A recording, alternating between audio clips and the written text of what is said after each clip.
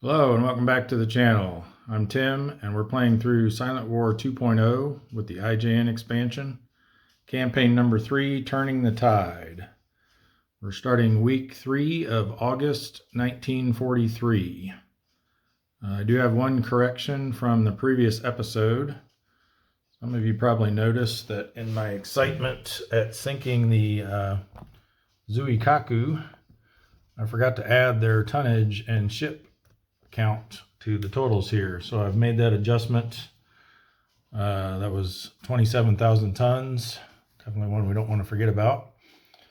So that brings our actual total for the end of week 2 of August 43 to 334 ships and a total of 1,438,000 tons. So I want to make sure you're aware of that. All right, so let's get going on this turn. We'll start with our war event phase. 3 or less on the black die and we'll have a war event. We do not. No torpedo improvement yet. So on to our ultra roll. A 9. See what that gives us. Die roll of 9. Ooh, Sea of Japan and the North Philippine Sea. So North Philippine Sea is here. And Sea of Japan up here. Take that SMZ marker off from last turn. All right, then we've got our weather roll. Again, for August, a 2 or less will cause a new tropical storm to form. And we don't get it. Pretty close, but not quite. All right, so that will do it for the strategic segment. On to the RRR segment. No reinforcements this week.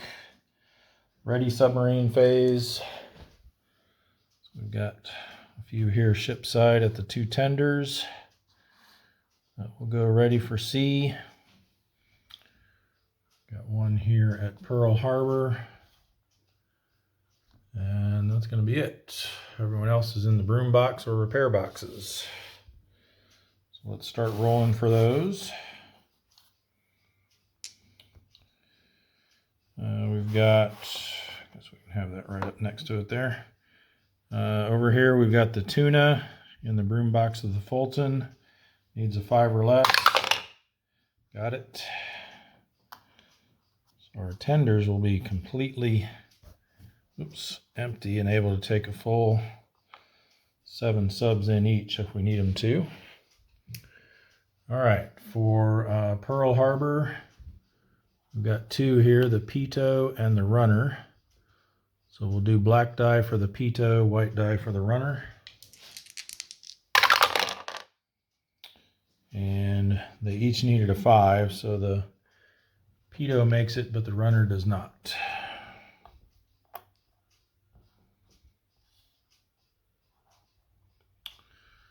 All right, then we got quite a stack here at Fremantle. Most of these are the subs that had responded to the airstrike on Palau. That was our war event last week. And we were able to RTB on the same turn. All right, so let's see what we got here. Silver Sides, 5 or less. Yes. Pompano, 4 or less. Yes. Swordfish, 4 or less. Yes. Sturgeon, 4 or less. Yes. Pike, 4 or less. No. Spearfish, 4 or less. No. And Saury, 4 or less. No. All right, so these are ready for sea. These are pier side. And we just have one up here at Dutch Harbor, the S46. Needs a 4 or less. Didn't get it. All right, for the repair phase, we'll start up here. We've got 3 subs here in repair box 1 that need a 5 or less. The S35, didn't get it. The S31, didn't get it. And the S42 did. So S42 comes out, the other 2 stay in the repair box.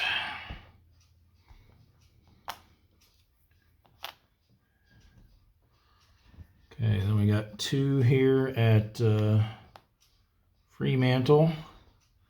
They each need a 7 or less. So we'll do the black die for the permit and the white die for the Sargo.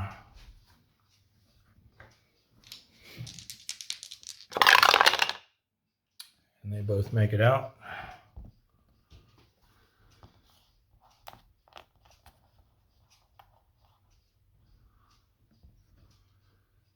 And at Pearl Harbor, we've got these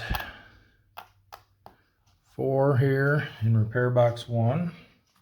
They need an 8 or less to move up. Yes. That was the Pogey. For the Whale, they made it. The Steelhead. Yes, just barely. And the Tullabee. No.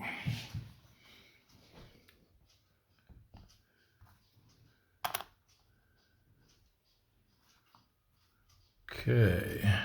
And we've got our early Gatto that's in for refit. Came back after being damaged a few weeks ago. The fin back, they're going to need a 6 or less to move into repair box 1. And they got it.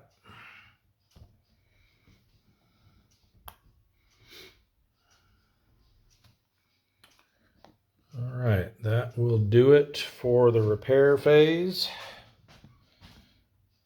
Next is the prep for operations. Move everybody up to their operating section of their respective op areas.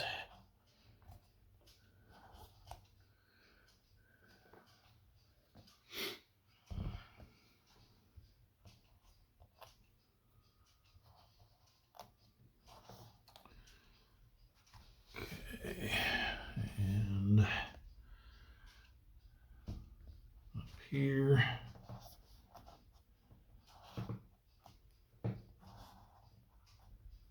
And that's everybody. All right, so operations segment. Let's see where we want to start here. I think we'll take care of, this is the Thresher, I believe, here. Yep, still on his way back to Pearl Harbor. They're being withdrawn. So we'll have them go through the Marshall Islands down to the transfer route. No transit event possibilities along there. So we'll put them there. We've got the what is that? The S41 needs to go back to Dutch Harbor through the Aleutians. There's only 4 subs there, so no congregating risk and no transit event check needed there. They will need to roll though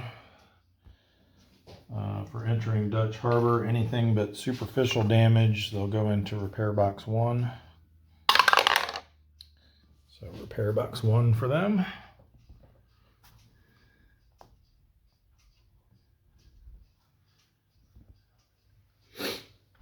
All right, let's see.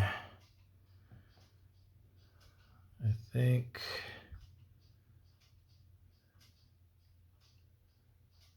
we'll bring these two down to the Java C. So they're leaving an area with 1, 2, 3, 4, 5 subs. So the first one will have congregating risk. Second one will not. First one is the grayling. Do they have radar? They do not. Who's the other one that's up there? Maybe we should send them first. The grouper. I don't think they have radar either.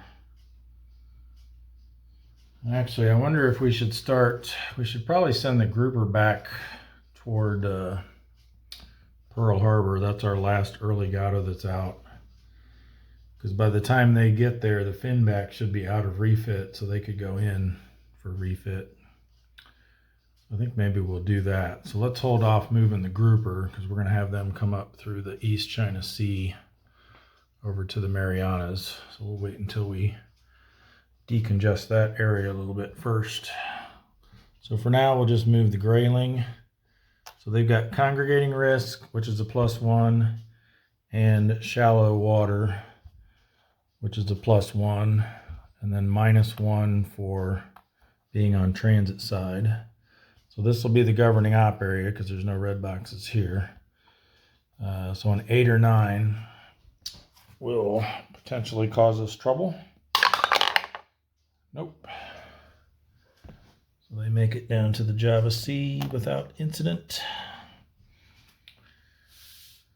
All right. So like I said, we'll hold off on the grouper. Let's see what we can do here with these in the East China Sea. They can make it to the Fulton. And right now there's only 2 subs there ready for sea. So we can bring all of these back in, the ones that are able to. Might not be able to take the damaged ones, but we'll try. So why don't we send this one first, the Kingfish. They're undamaged. So they will be coming down through the Marianas over to the Marshall Islands. 1 red box here. And then they're leaving shallow water. The Kingfish does have radar, so the shallow water won't have an effect. And they're on transit side, so no possibility of a transit event. So they will go into the Fulton's broom box.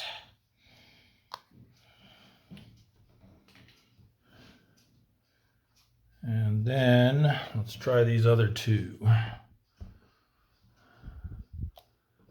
The Porpoise also has radar, I believe, yes. So no transit event check needed there. But then we'll have to roll for their damage, and if it's not superficial, they'll have to keep moving on toward Pearl Harbor. It is superficial. 0 to 2 is superficial.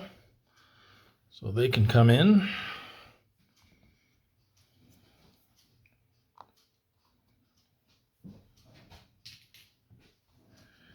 And how about the Seawolf?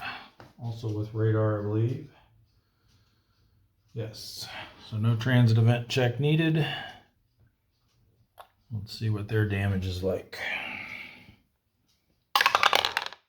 Also superficial. Very nice.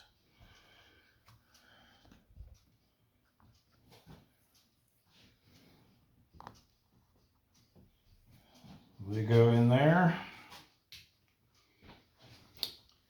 And now we only have 3 subs in the East China Sea.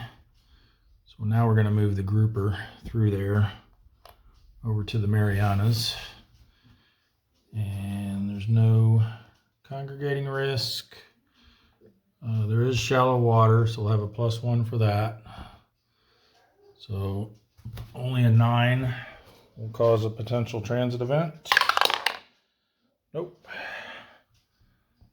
They will go to the done section there. They're on their way back to Pearl Harbor for refit, voluntary refit. Okay, let's see. Up in Yellow Sea, we've got some couple that are on transit side here and one that's damaged that we may want to just pull out voluntarily. And then in the Sea of Japan, we've got one, two that are coming back, and then again one that's damaged that we may want to, with that being an ultra area, maybe we'll risk it. Okay, so they can go back to the Sperry. So let's take care of those next. So we got this one that can make it back for sure, the Harder.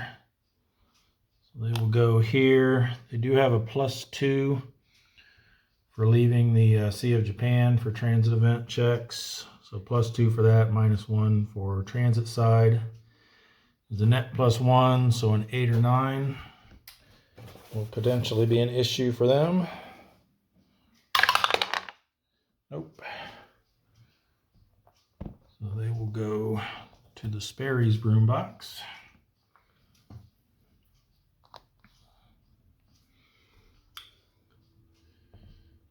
And then we'll see if the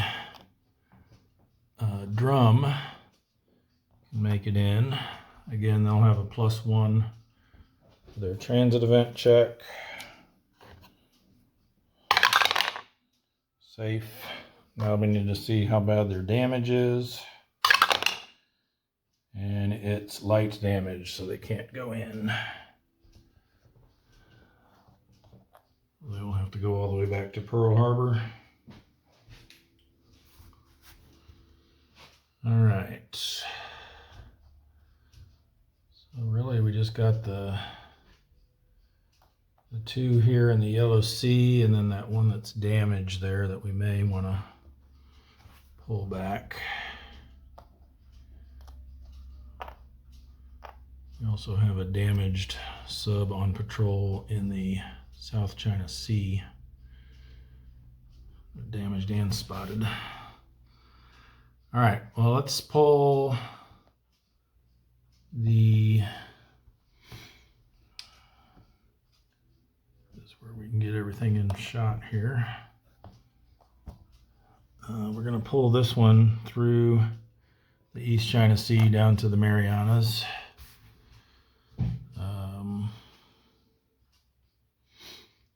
So they have +1 for leaving the Yellow Sea, -1 for being on transit side, and the Belau, that's the Belau, they definitely have radar. We just got them recently.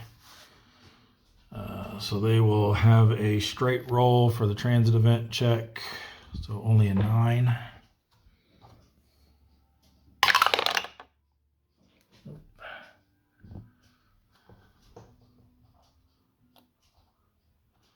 And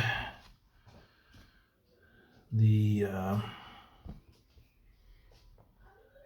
who was that? The Snapper. They do have radar as well. So again, +1 for leaving the Yellow Sea, -1 for being on transit side, so only a 9. Nope. So they make it safely there. All right, and we'll decide when we get to there what we want to do with those. We've got these 3 damaged ships that are on patrol that we may or may not want to bring back voluntarily. Okay, well, I think what I want to do, let's start up here in the Sea of Japan, since that's one of our ultra areas. Hopefully get some good results here. So I think we will risk the jack, at least for 1 round. See if they can find something up there. So they get a +1 to their search and contact roll. Ooh, a 1 and a 3. So I think that just saved them. to be able to find something. So that's going to be a sparse small convoy. And we get 1 extra ship for each column, so 3 and 2. Okay, the Jack does have radar. They are damaged. So we're definitely going to be going cautious posture. See, I've been burned a lot here with these. Let's try it, I guess. So we'll set up here. We'll go cautious. So we're going to flip these 2. Okay, good. Oh, nice. Okay. And then we'll go for this one. Excellent. So we just need an auxiliary.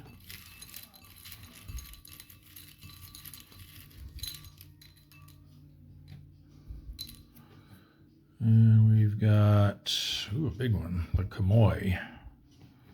18,000 tons.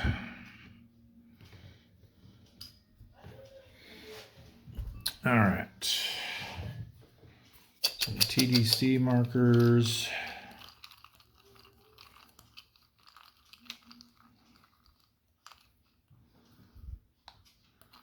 Probably going to try to get that gunboat down so there's no chance of a counterattack.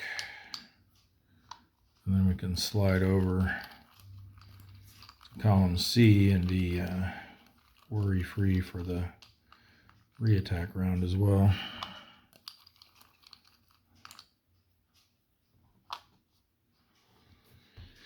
All right.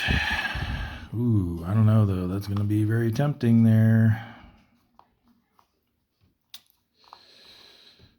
Very tempting. All right, let's see what these work out to be. So we're at 7. Minus 4 is 3. Minus 1 for going over a column. And then we add 3 back in. So that's going to be a 5 or less to hit the Kamoy. Here we've got 7. Oh, sorry, and I forgot 1/2 ASW as well. So that's going to knock it down another one. So 4 or less. And then this one's going to be 7. Minus 1 is 6. Minus 1 for the ASW is 5. Add back 2. So that's going to be a 7 or less. Wow. I think I got to go for that one.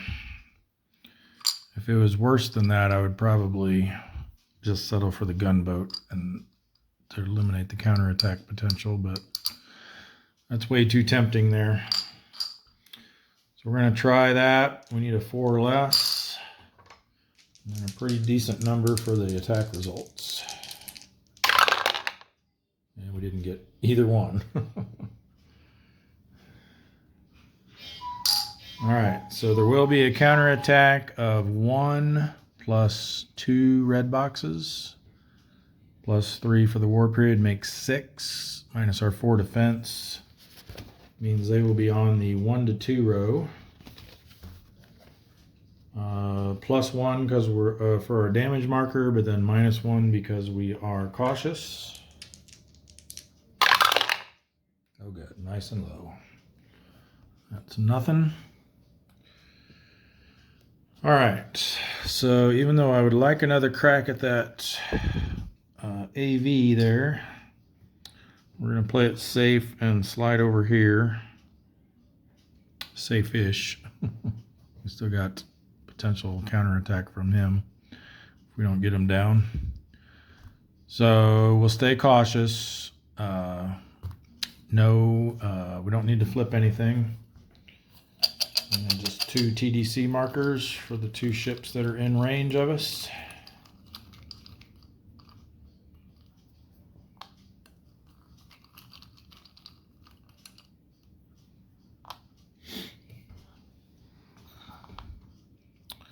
Zero and a plus 2. These each get minus 1 to them. So This will be 7 minus 2 is 5, minus 1 for the ASW is 4, minus 1 for going over a column is 3. That's a -1 TDC now, so we add 1 back in, hit that on a 4 or less. If we go after the gunboat, it's 7 minus 1 is 6, minus 1 is 5, minus 1 is 4. And then that's a that's a +1 TDC. So that'll subtract another one. So we hit the gunboat on a 3 or less.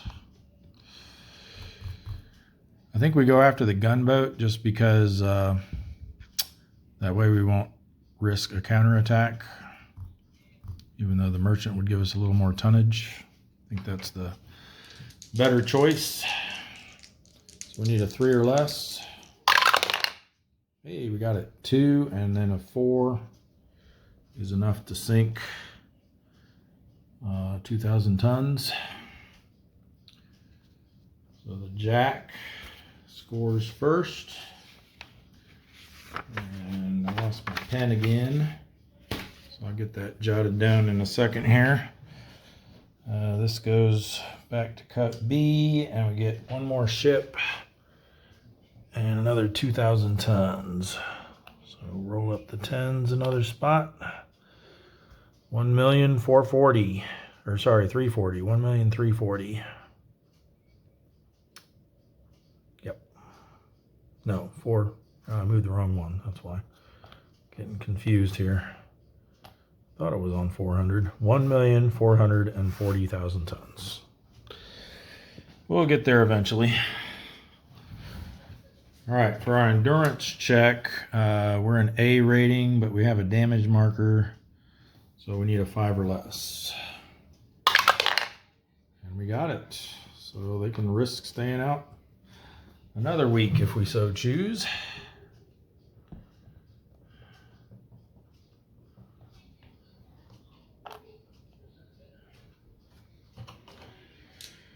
All right, then we've got the Lapon. Search and contact with a +1. 7 and 2 is going to be a moderate density small convoy. An extra ship for each column makes it 4, 3, and 2. Wow, this looks like too good to be true here. What do we got here? We got this one too close, and this one is zigged away. Well, I guess we set up here in column B. The Lapon does have radar.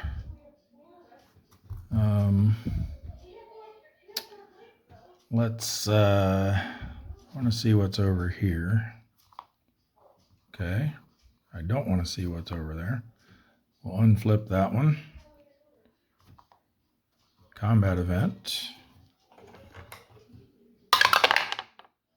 5. Don't remember what 5 is. Is that the one that's either deadly division or perfect shot? Yes, it is. Perfect setup. Cui favit fortuna. Whom does fortune favor? So we roll another die, and if it's a 0 to 4, we get to treat all TDCs as having negative values. If it's a 5 through 9, then we can end up having multiple diligent escorts in the same column, which could be very nasty. So let's see what we get. Oh, good. Perfect setup.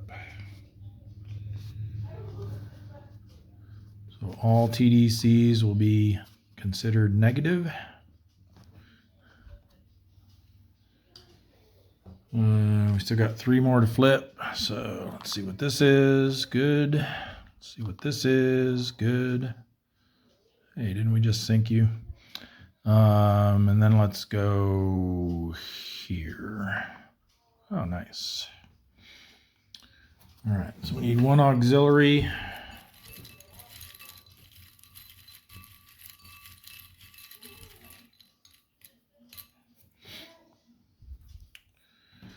It's the Kimikawa.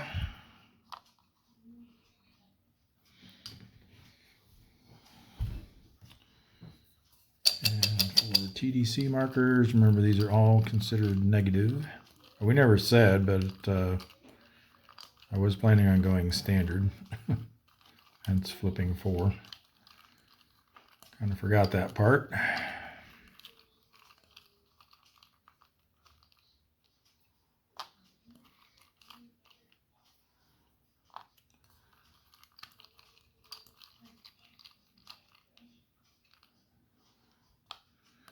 And let's go top over here for our 4th one. All right. Some glare right there.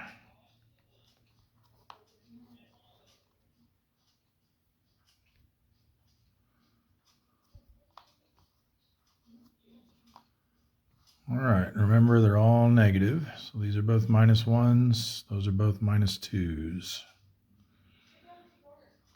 So, maybe a split shot here. Let's see what we've got with separate shots. 7 minus 3 is, see if I can get that glare out of there. Doesn't look like it. Well, 7 minus 3 is 4. We got 1 ASW because of the half there, so that's 3. But then we add back in 2, so that would be a 5 to hit. And then here we've got 7 minus 1 is 6, minus 1 for the ASW is 5, and then again that's a -2. So we add 2 back to make 7. That makes sense because these are 2 apart. Everything else is equal. All right, so if we split it, we'd probably want to send 4 here and 3 here. So we'd be sending 3 less to this one, which brings it down to 2. Don't really like that.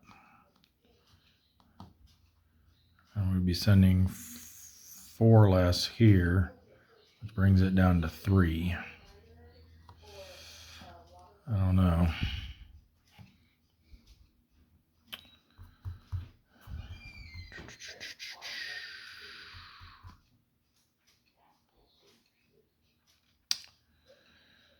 No, you know what? We're just going to go after the Kimikawa. So that was a 5 or less we needed for that one.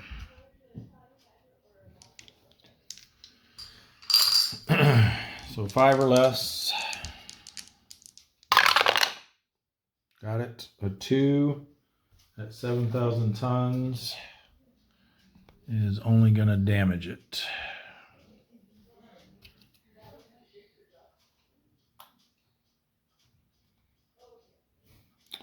We've also only damaged the gunboat, so. All right.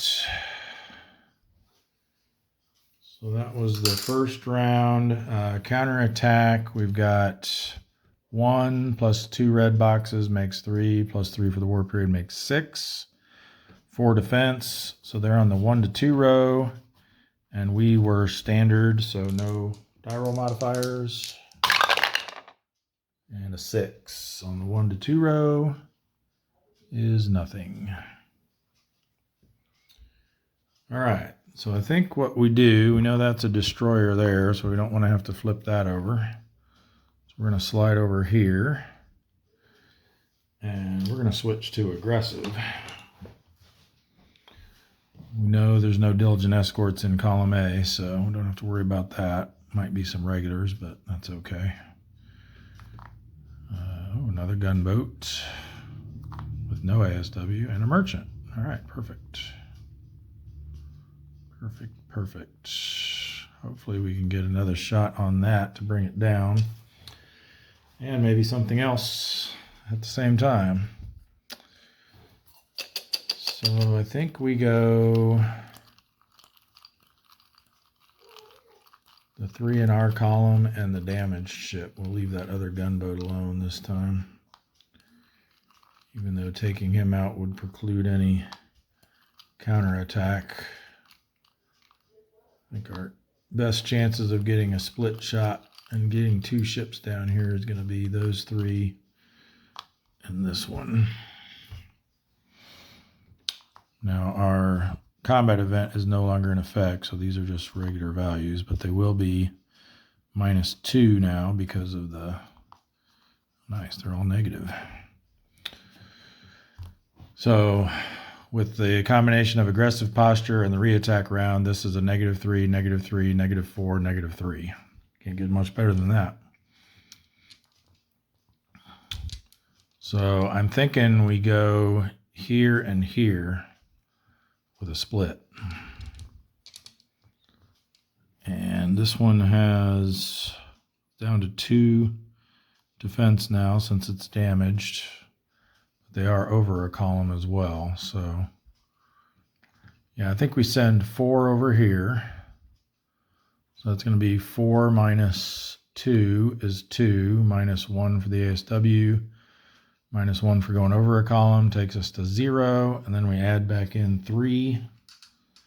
So that's a 3 or less to hit here. And then we send 3 at this one, so 3 minus 2 is 1, minus 1 for the ASW is 0, and then we add back in 4, so that's going to be a 4 or less to hit that one.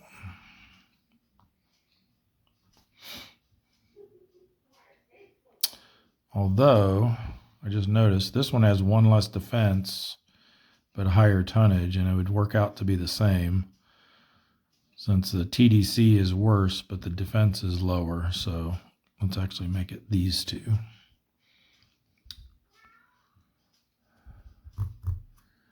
All right, so let's do the damaged ship first. We need a 3 or less. Didn't get it. Should have done the other one first. Now we need a, oh wait, no, we did get it. What am I saying? I forgot about our aggressive posture. We get a -1 to the die roll, so that was a hit. That was a 4-6, I believe. And that will, in fact, sink it. Sweet. Glad I realized that. So the Lapon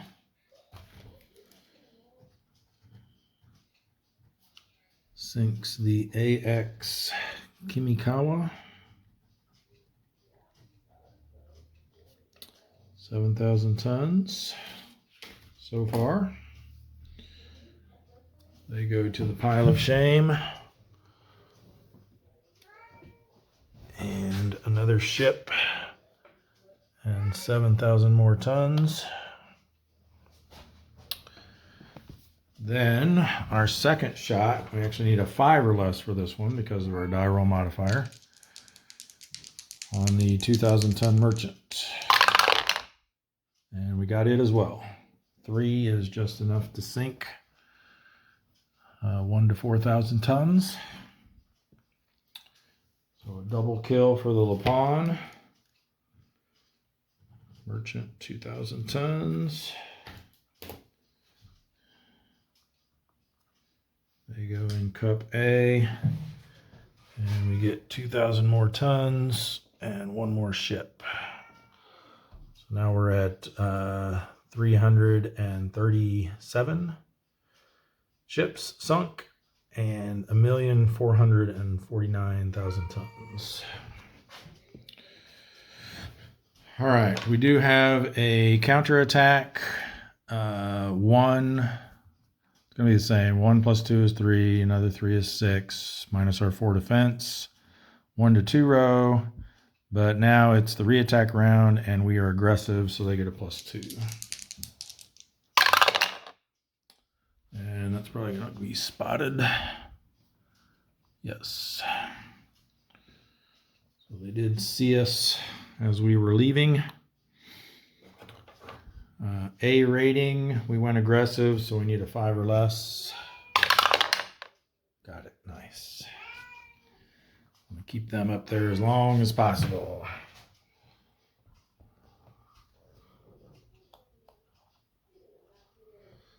All right.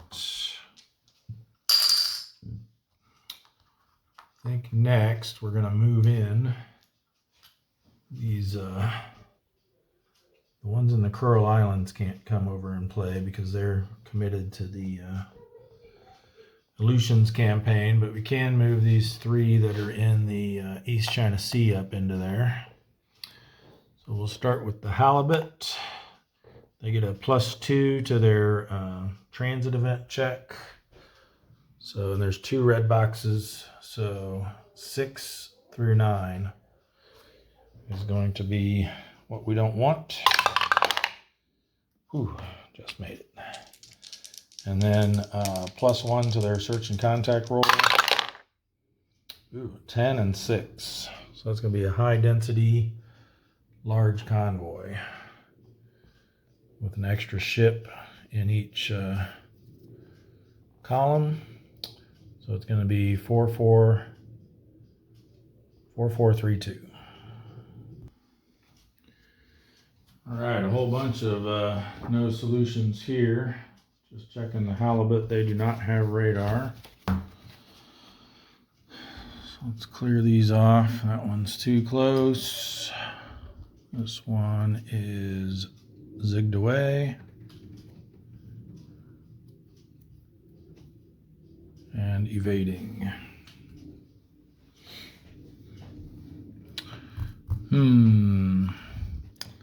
Let's try column B. Let's go standard attack posture. Let's see what's over here. Armed merchant and a regular merchant. Okay. And then we'll do this one and this one. Oh. Bad choice.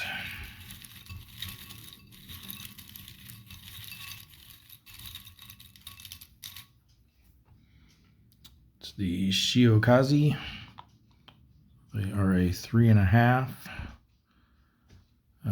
They get to make an immediate roll for diligent escort counterattack, but first we can attempt to crash dive only on a 0.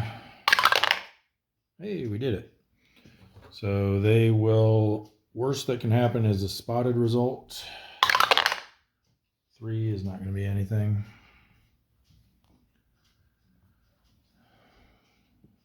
All right, well that's good at least. Don't like having him around though. Auxiliary.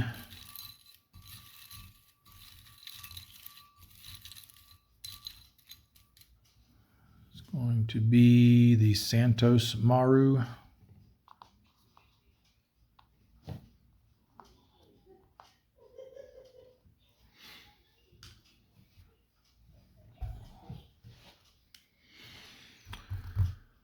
Okay.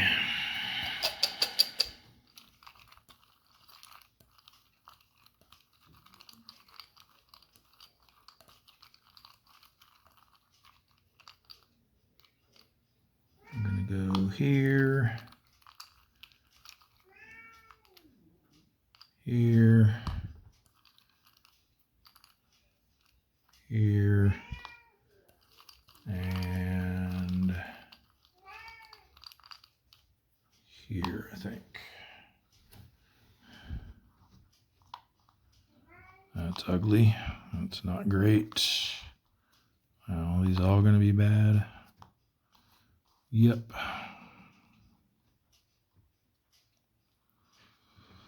So he's a 3.5. So that rounds up to 4, 5, 6, 7, 8. So we got no shot there.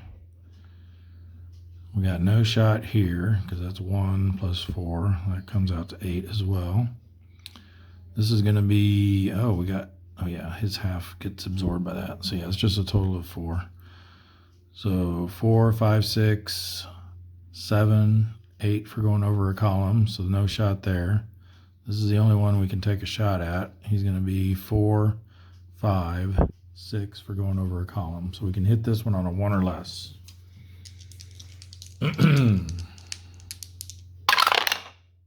Nope. And then counter attack, 4 plus 2 from the op area makes 6, plus 3 for the war period makes 9. We got 4 defense, so they're going to be on the 5 to 6 row.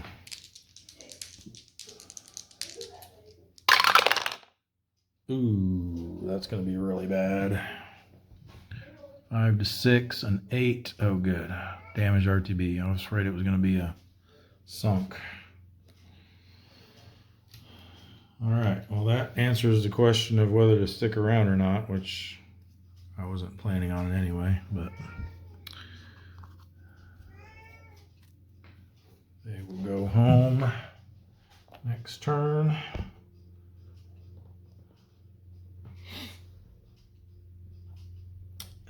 Then we've got the Haddock moving up, +2 for a transit event check. So again, a 6 through 9 is what we don't want to see.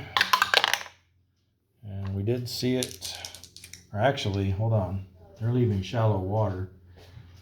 And the Haddock does have radar. Okay, so shallow water is irrelevant. Don't think that would have affected the last one's, or would it have? Did he roll a 5? May have. Let's assume he did. Let's say this is for the one that we just did for his transit event check. See if anything bad would have happened. Ooh, 9-4. 9-4. Oh, so they were actually spotted, returned to base before we even did that engagement. If they indeed did roll a 5. I'm going to go back and check that. Make sure we get this straight before we go on. Okay, yeah, so the halibut did in fact roll a 5 on their transit event roll, their initial transit event roll, which they should have had a +3 on their roll because they left shallow water and they don't have radar. So that would have actually triggered a second roll, which we just rolled for and got a 9-4, which was a spotted return to base result. So all this that happened here didn't actually happen. Just ignore that. Spotted return to base instead of damaged return to base. All right, so then the Haddock, we got to do their transit check as well. They failed the first roll. And they get an 8-3.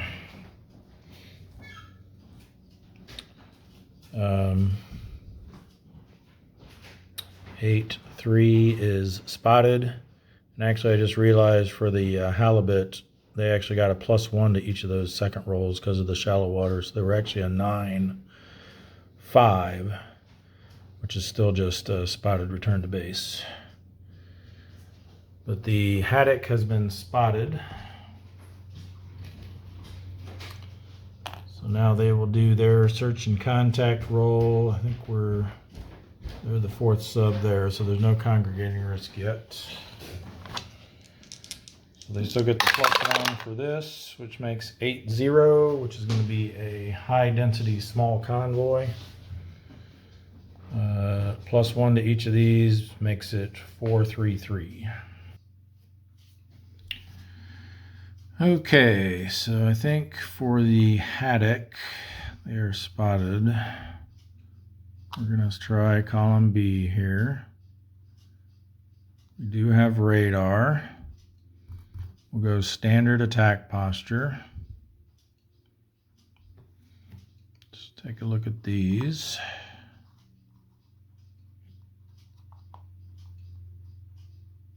Okay.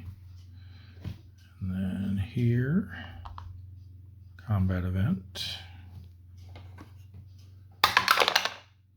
3.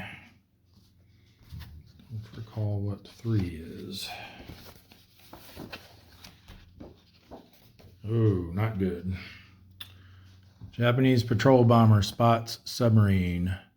The submarine is spotted and attacked by a Japanese patrol bomber. If able, attempt a crash dive. If unsuccessful, roll a die immediately on the event aircraft line of the counterattack table and apply the results. Proceed to the endurance check. Ignore it if it's a tropical storm or a typhoon. All right, well, let's see if we can crash dive. We need a 0. Hey, we got it. So we were successful, so we don't have to roll on the line. But then we do have to go to the endurance check, I assume. And that ends our patrol for this week anyway. Yeah, because that's a separate sentence. It's not tied to this if unsuccessful. So I'm pretty sure in either case we have to leave. So our endurance check, we're A rating. We need a 6 or less. Is that correct? Yes. Got it.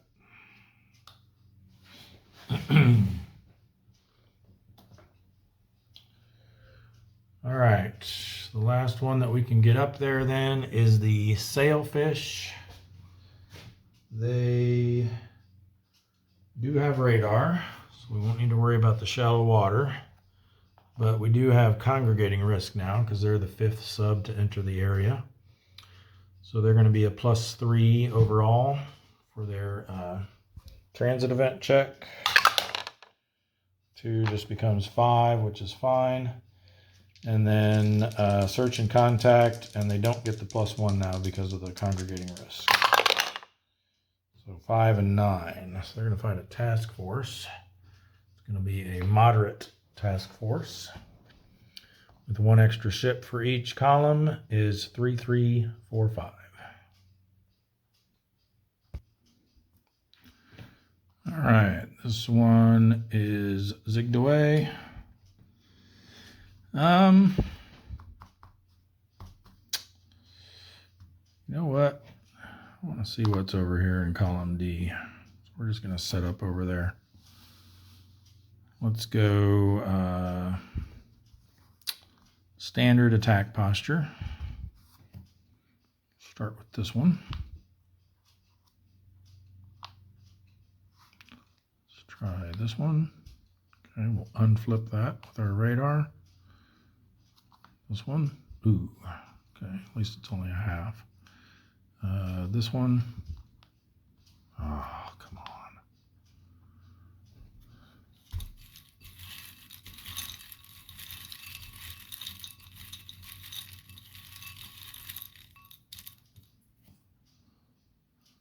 It's the Sazanami. I think I've seen that one yet. They're a 5. Make things rather difficult. We get to attempt to crash dive, so we need a 1 or less. Nope. And their diligent escort counterattack is a 3, which is nothing. All right. We got to flip 1 more, right? Yep. Oh, there's got to be 1 capital ship over here, right? Okay, there we go. We got a carrier, which they're down to only 5 now.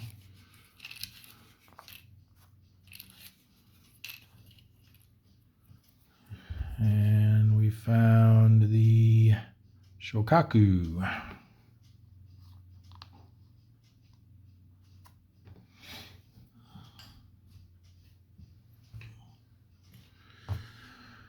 Okay, let's see if we can make something happen here. Not likely. They've got 5.5 ASW showing. I'm just going to round up to 6. which completely takes our attack value away. So yeah, the only one we even have a chance at is this one, and that's only if we get a -3.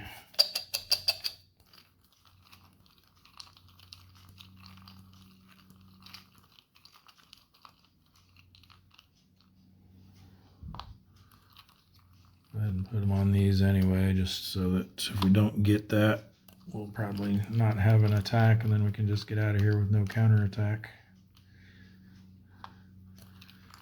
And we'll throw one over here just for funsies, because we have to. I was going to say, watch that be the -3. Okay, and nope. So we got no shot on anything. So they don't counterattack us, and we will just withdraw. So B rating, we need a 5 or less.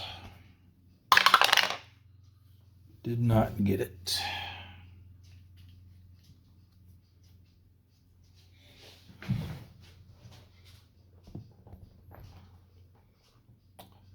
All right, that's gonna do it for the Sea of Japan. So I think next we'll tackle the Kuril Islands here.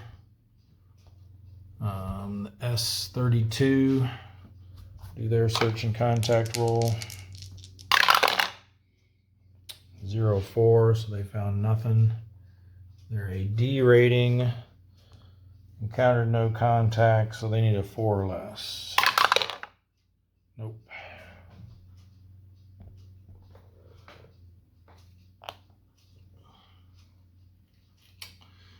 Next is the S-33.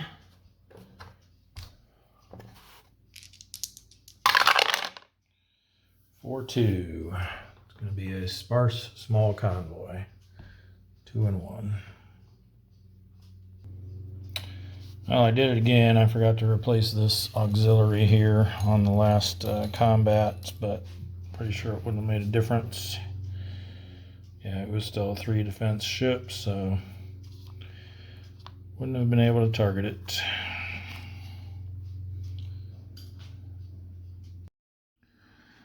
All right, no radar for S-33. I think we'll just set up here.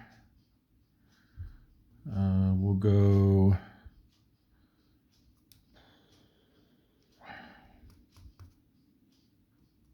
you know what, let's just go aggressive. Let's see everything right off the bat here. Ooh, combat event. 1. I think that's surface gunnery. Yes, it is. But we have a DD has been revealed, so that event will be ignored.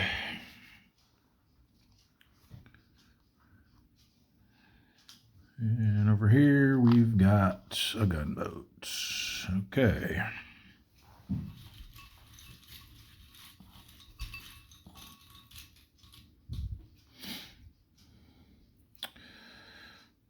We got the Onami.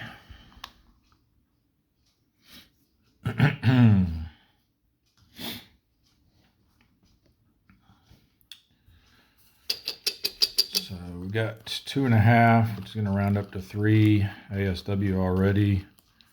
That gunboat's over a column, so unless we get a decent TDC on it, we're not going to have a shot.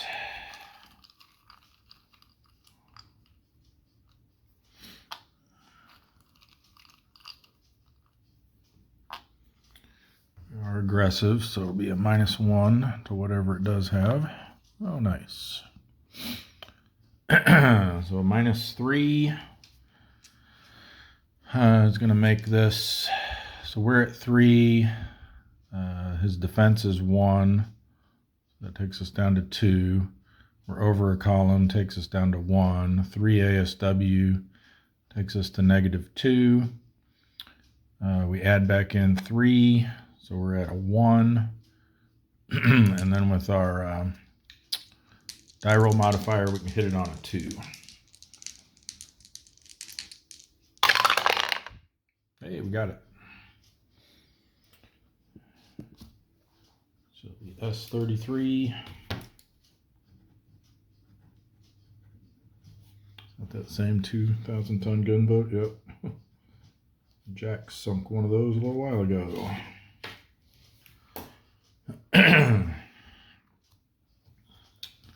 So another ship.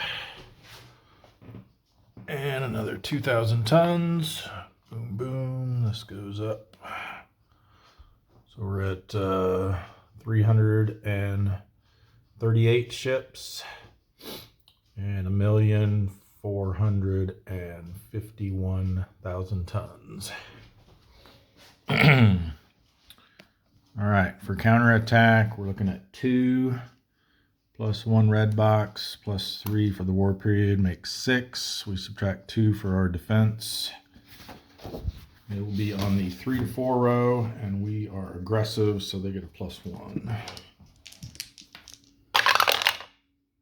5 on the 3 to 4 row. Ooh, just missed us. All right, no reason to stick around, so we will withdraw. D rating, excuse me, went aggressive, 2 or less. Nope.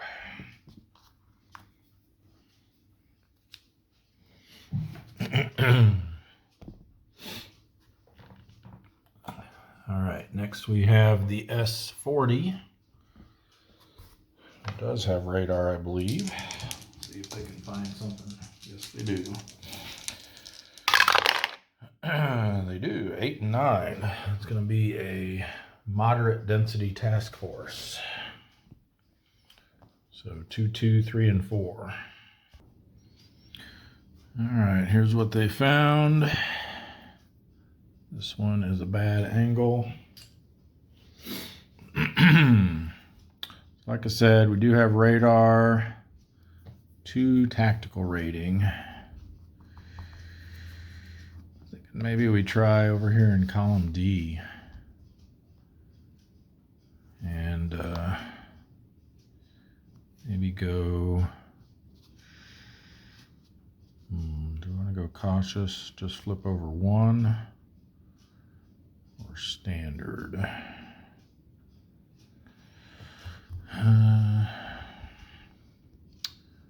You know what, let's try cautious. Try to minimize our risk here.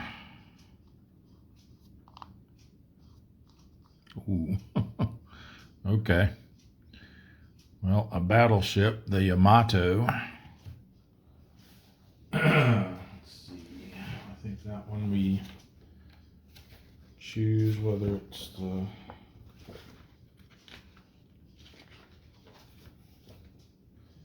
this is that one where it says use IJN set unit, but then for the base game, whenever you reveal the Yamato, you're supposed to randomly determine if it's the Yamato or the Musashi.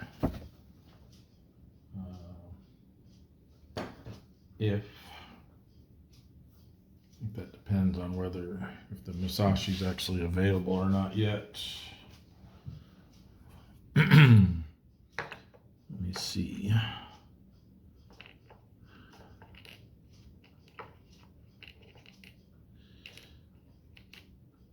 Yeah, looks like, yeah. The Musashi is available starting in December 42. So it could be either one. So let's roll for, I don't think either one of them can be found in the Coral Islands, though, now that I think about it. But we'll go ahead and go through the motions here. So if it's odd, it'll be Yamato. If it's even, it'll be Musashi. So it is Yamato.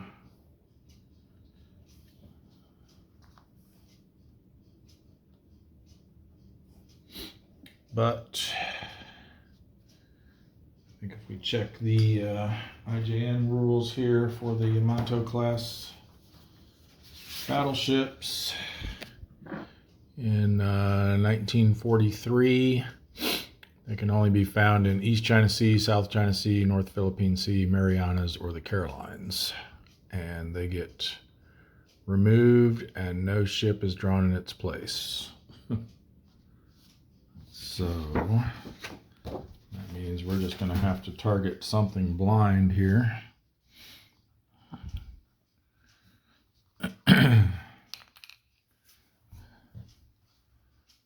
So why don't we I'll just put one here. We'll get two actually. So we'll just target both of these. And pick whichever one's the best. Maybe we'll get lucky. All right. So we're going to target this one. We assume it has a defense of 1, and then so that puts us at a 2. 3 minus 1 is 2, and then the TDC would add 2 back in. So theoretically, we can hit this on a 4 or less. Let's see what it actually is. Oh, nice.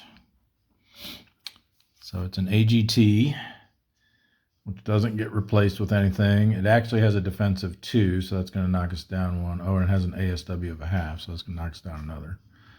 So 3 minus 2 is 1, minus the 1/2 rounded up for the ASW. Puts us at 0. We add back in 2 for the TDC, so we can hit it on a 2 or less.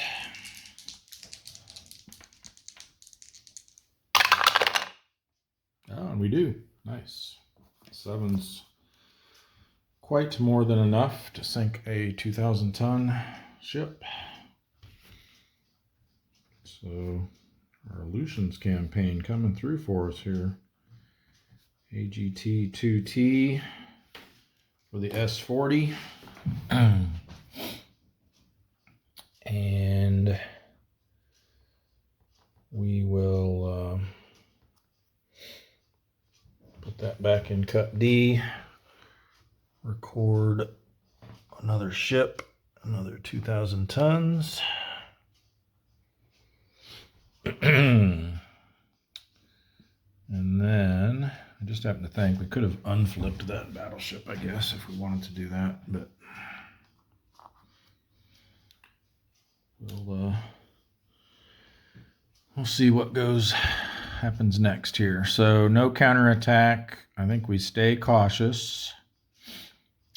We'll go ahead and flip this one. Ooh, okay. All right, I'm glad this one had the better TDC the last time. So let's see what this actually is, and then if we're able to revert it to a normal destroyer, non-diligent. Okay, it is the Umakazi, so they're going to have an ASW of 5. So we need to roll higher than a 5. Which we do, which means they're actually now a 4, and they're not diligent. So that means we can unflip them. We'll keep that with them for now. And then we'll flip this one instead. There we go.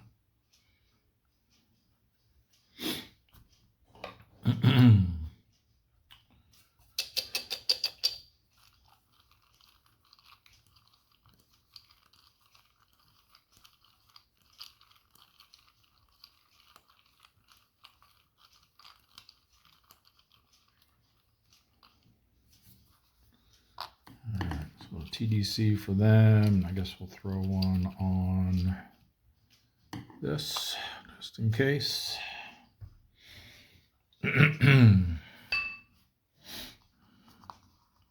Perfect. So that becomes a -3 because it's the re-attack round. And so we're at 3 minus 1 is 2. Minus 1 for going over a column is 1. Add back 3 for the TDC. We need a 4 or less to hit the 3,000 ton merchant. And we got it. And 5 is plenty enough to sink at 3,000 tons. Right there. So they get a second one. Merchant 3,000 tons. Back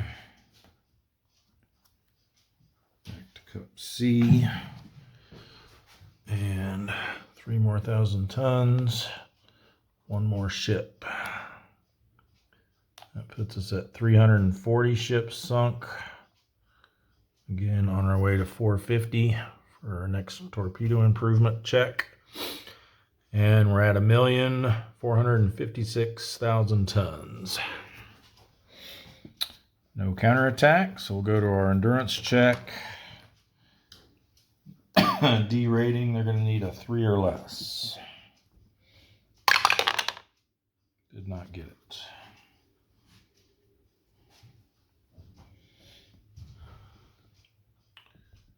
All right, so that's everyone up there. Oops.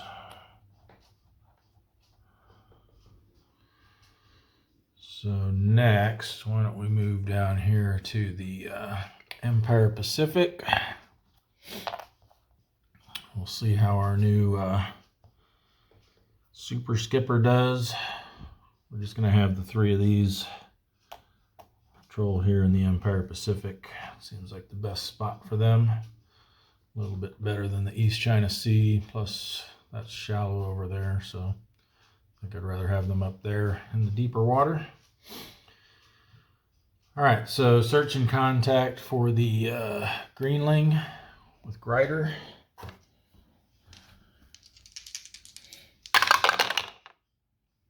All right, 5 and 9. That's going to be a low density task force.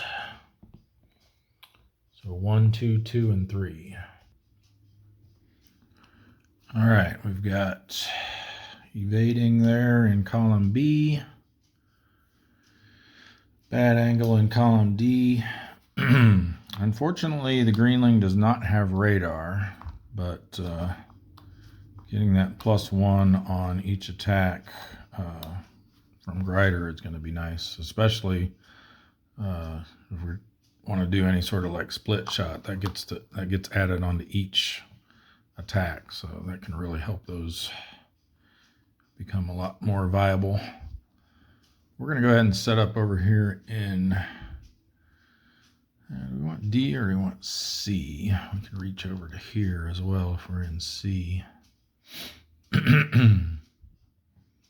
you know what? Let's set up in C.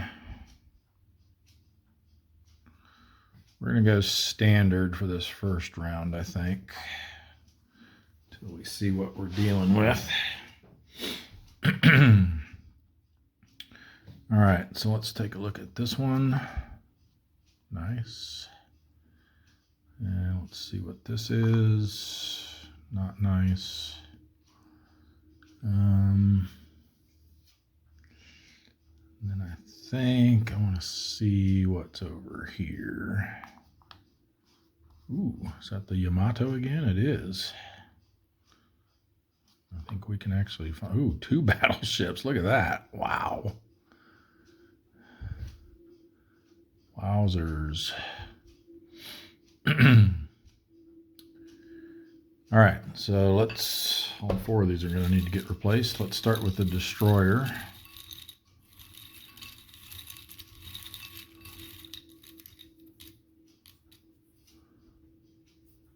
Oh, good. It's the Kuretake. And we need an auxiliary.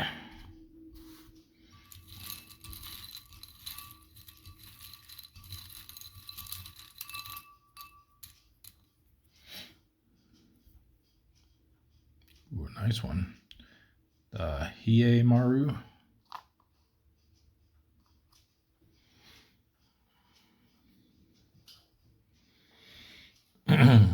Okay, now let's roll to see if we got the Yamato or the Musashi.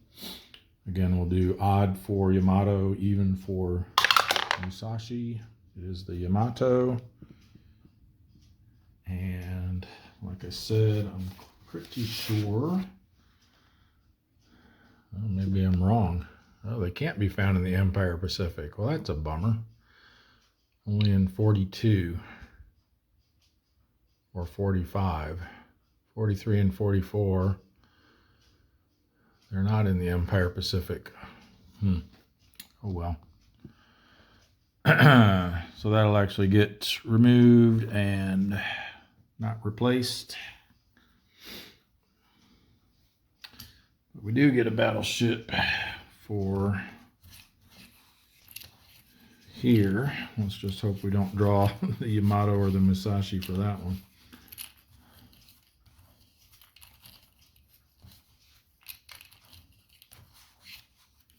Thinking since we actually drew that one, it should be kind of ineligible to be one of those. Let's see what we get. Okay, it's not one. It's the Nagato, 40,000 ton. And the Empire Pacific is one of those areas where any battleship can be found. Not just the 32,000s and the 68,000s. So yeah, if we could bag that, that'd be pretty awesome. 40,000 tons.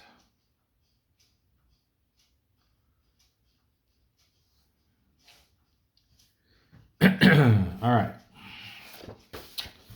So that is it then, because we don't reveal another one in place of the Yamato.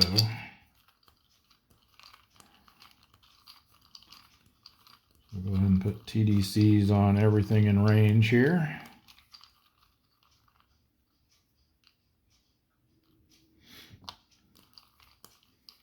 I'll give us a -3 on that battleship.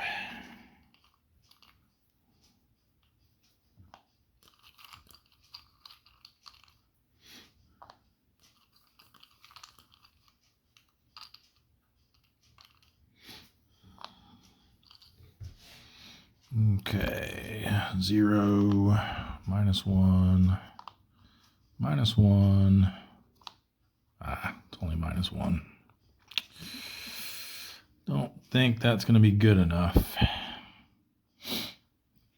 Because we're an 8 with our super skipper. But then that's a 9, +1 for going over a column, +1 for the ASW, makes it an 11.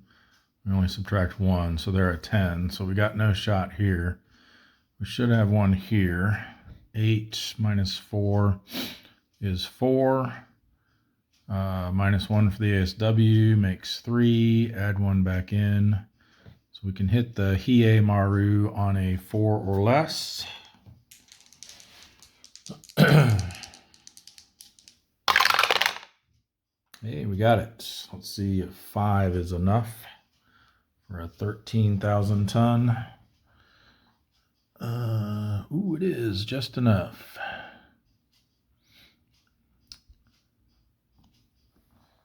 Excellent. So the Greenling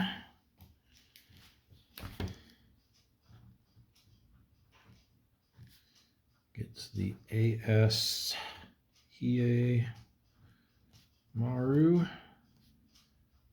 13,000 tons. Another one for the pile of shame. And one more ship, 13,000 tons.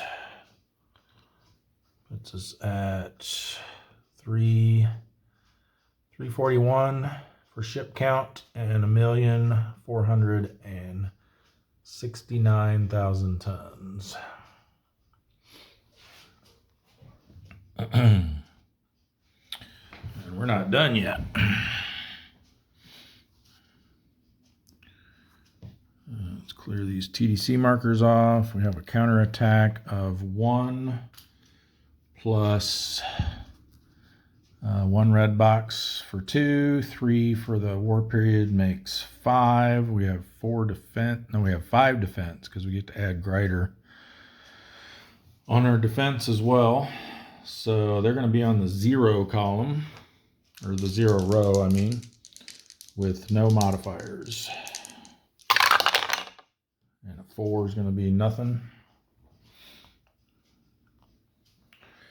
All right, so I say we slide over here, get away from that destroyer. We switch to aggressive. And hope that this is a non-ASW ship. Oh, it's an aircraft. That's all right. It's a 1. So basically, we're going to need some kind of negative. They're at a 10, so we're going to need at least -2 to get a shot here. But we are aggressive, so anything, and it's the re-attack round. So actually, anything 0 or less, we'll get a shot at that battleship. And that's going to be our only TDC. So let's hope we get lucky here. We're going to need 40,000 tons. We're going to need an 8 or a 9 to sink it on the attack results die. All right. Boom. All right. -2, the best we could get. So that becomes a -4. So, like I said, 9, 10, -4 makes them a 6. We're an 8. So we hit it on a 2 or 3 or less because of our die roll modifier. So we need a 3 or less on the black die. We need an 8 or 9 on the white die. Come on.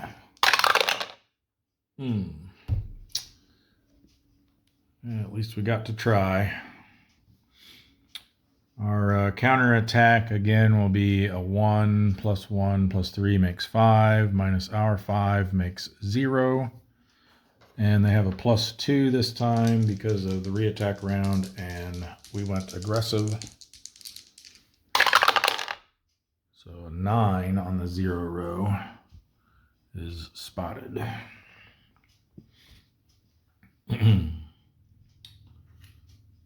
For our endurance check, we have A rating, went aggressive, so we need a 5 or less. Yes. Definitely want to keep them out for several weeks if possible. Okay. Oh, and that 5 I should have checked, but it wasn't even enough to damage it either. We would have needed a 7 to, well, we didn't even hit anyway, so never mind. What am I talking about? Next up is the Tenosa. So search and contact for them. 7 and 6. Sorry, forgot to move the camera. 7, 6. That's going to be moderate density, large convoy. That's going to be 2, 3, 1, and 1. Okay, Tenosa does have radar. Looks like we're going to want to go here in column B. Let's just go standard attack posture. I think we'll do these 3 and this one. And if we need to unflip something, we can do one of these over here instead. Okay, that's good. That's not. We'll unflip that one. Good. Good. And then let's try this one. Ooh, bad choice. All right, so we need an auxiliary and a cruiser. Let's get the cruiser first because it's closer for me to grab. That's going to be the Aoba.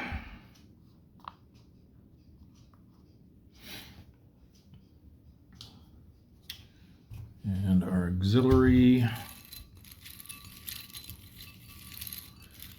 AT does not get replaced.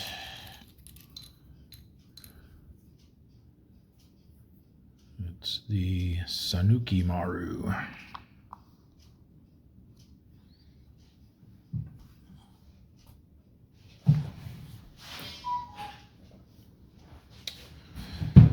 And that came from Cup B. Okay, so I think we will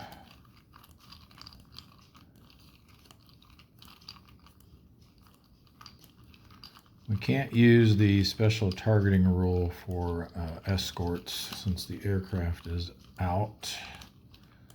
There's not really any point in putting a TDC on that one we unflipped. I think we'll go here, here, here, and here. 0, -2, nice. -1, pretty nice. And, ooh, -2 over there, too. All right, we got some options here. Let's see what they are. 7 -3 is 4. We've got 2.5 ASW showing, so that's going to take us down to 1. Add back in 2, and we're looking at a 3 to hit that. Here we've got 7 -3 is 4, minus our 3 ASW puts us down to 1. Add back in 1, 2 or less to hit that. And then 7 -4 is 3, minus our 3 for ASW is 0, -1 for going over a column. Add 2 back, that one will hit on a 1. So I think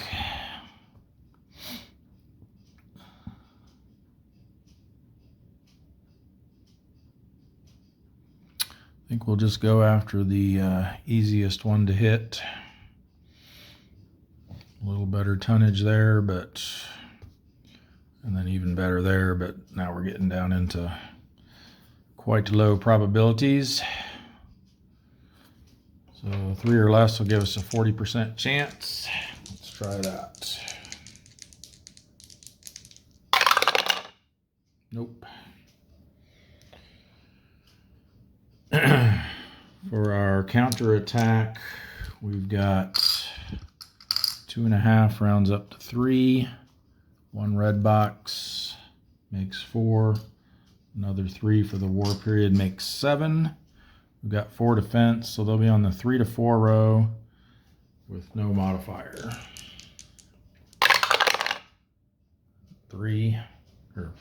0 is nothing, obviously. Okay.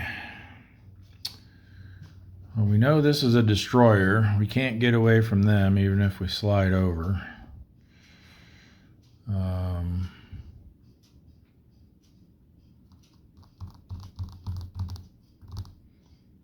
It would mean we wouldn't have to reveal that one. We'd reveal this one instead. Yeah, I say let's take a gamble here and slide over to column C.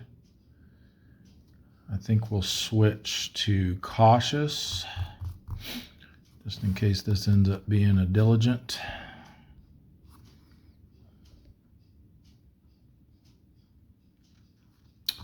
Yep, let's do that. So we know that one. And what do we got here? Ooh, carrier, the Shokaku. And I think that is the one where we use either the Shokaku or the Zuikaku.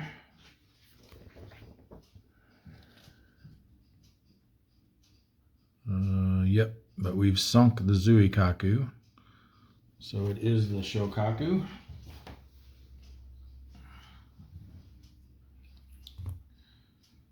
Let's see. There it is. I never noticed this before, but it's kind of interesting that this one is rated at 25,000 tons, but then the IJN equivalent is rated at 27,000 tons. All right. Oh, and then we need a destroyer over here. Let's hope it stays a little one.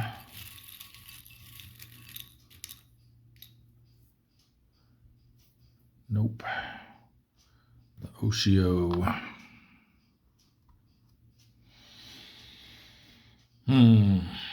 So we're looking at 2, 4.5 for ASW.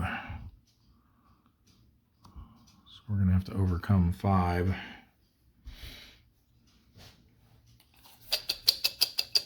All right. That makes this guy an 11. So I think he's going to be out of reach. Even with a -3, wouldn't be targetable. So let's go here. That destroyer is not going to be targetable either, but we're going to have to put it on something. So I guess we'll put one on the carrier, even though it's pointless.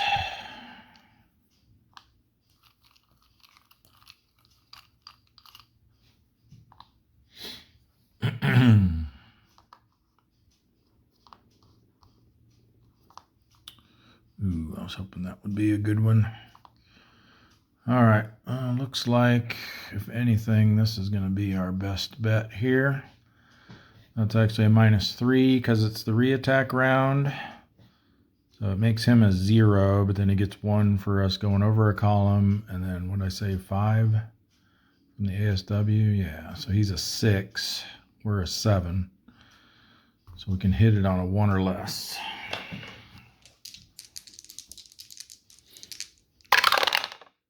Hey, we got it. And 5 at, what is he, 6,000 tons? 5 will sink it. So the Tenosa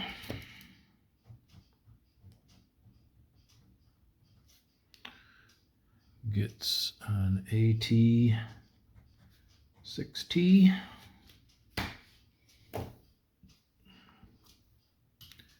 Column B, another ship, 6,000 tons. So this goes to 5, and this goes up by 10. Puts us at 342 and 1,475,000 for tonnage.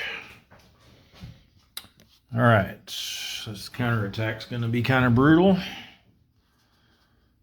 They're at 5, plus 1 red box makes 6. 3 for the war period makes 9. Minus our 4 defense puts them on the 5 to 6 row. Plus 1 for re-attack, but -1 because we are cautious. So straight roll. 6 on the 5 to 6. We are damaged.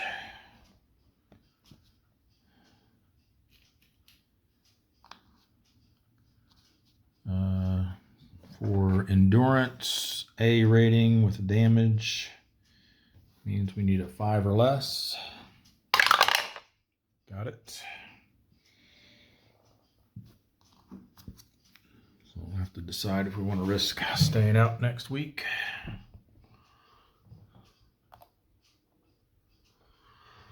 All right, next is the Seahorse. They also have radar. Good.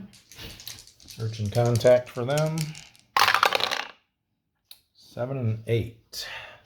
7's going to be moderate density. 8 is a task force. So 2, 2, 3, and 4. I should have mentioned in that last counterattack that the Shokaku was also adding a half ASW in, but it still ended up being 5 for them because they were at 4.5, which would have rounded up to 5 anyway. That just made it officially 5, so no change there. All right, so the Seahorse is one of our new Bilal class submarines, so a little bit sturdier than the Gato.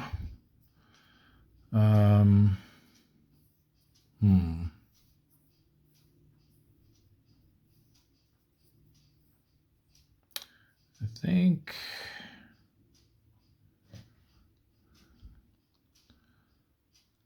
let's just go straight for column D. I want to see what's over here. We'll go standard attack posture. We do have an unflip. So let's see what we got here. Oh, can't unflip that though.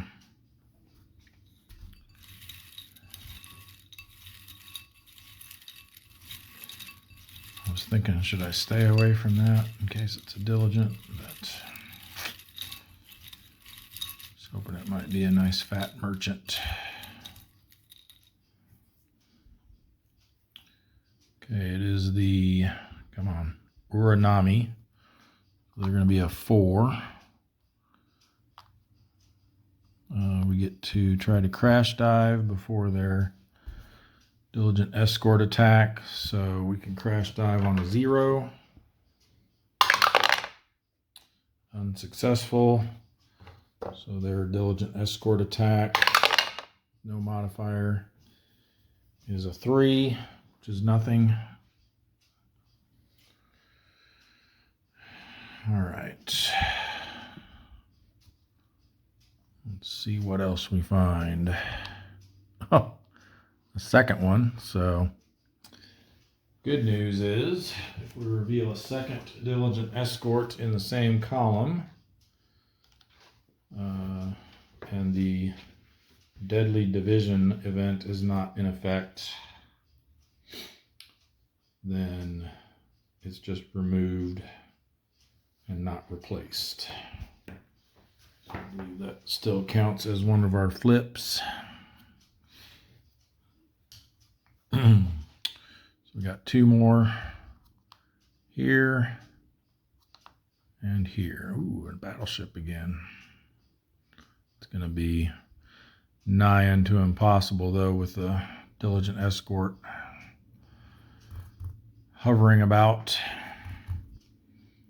All right, well, let's see which one it is. And again, if it ends up being the Yamato or the Musashi, they're not actually available in the Empire Pacific during this year. It is the Nagato again. They're still hanging around.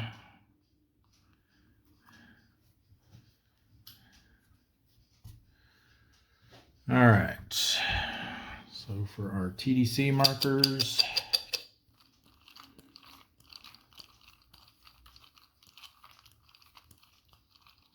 we're going to go these 2, obviously. I don't know, is there even any point putting it on the battleship? They're at 9 plus 4 is 13. Even with a -3, we can't hit them. So, actually, no, 5, they got 5 ASW because that one's kicking a half in as well. I won't even bother putting one on either of those 2. We'll just put them on these 3 over here in column C.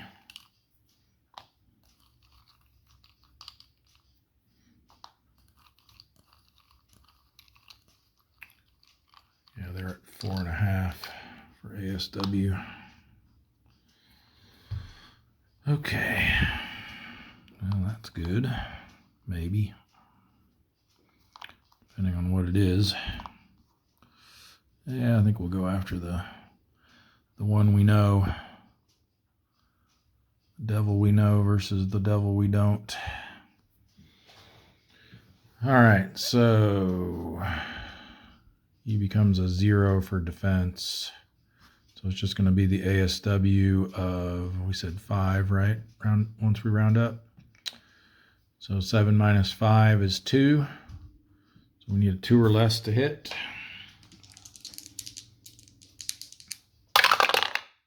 Nope. And for the counterattack, they're at, wait, did I say 5? Yeah, 4.5. Yeah, 5. So they're at 5. Plus 1 plus 3 makes 9. We're at 5 defense, so they'll be on the 3 to 4 row with no modifier. 1. It's nothing. All right, well, I think it's time to say adios here. We're not gonna, don't think we're gonna be able to do much with that between this and that, plus whatever else we have to reveal. It's gonna become nearly impossible to get a shot, so we'll just leave. A rating, so we need a 6 or less. Ooh, just barely.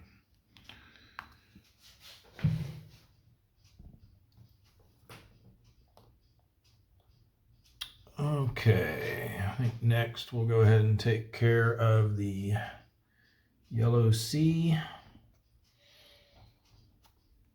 Do we want to risk the guardfish? I think so. We'll try 1 round at least. Go cautious, see if we can get lucky with something. So search and contact, 4 and 5. It's going to be low density, large convoy. 2, 2, 1 and 1. All right, the guardfish does not have radar. So I think we're gonna play it as safe as we can. Set up here in column A, go cautious. Let's see what these two are. Ooh, combat event. 0, target lumbers into way. Unfortunately, there's no red balls left unflipped. Yep, have to choose a face down red ball in our column or an adjacent column. So we don't have anything that qualifies. So that's just gonna go away with no effect. And then we have to decide which of these to flip. Well, we know this can't be a diligent escort, so I think this is the obvious choice. Ooh, nice. I mean, I could do without the 1/2 ASW, but still, all things considered, not too bad.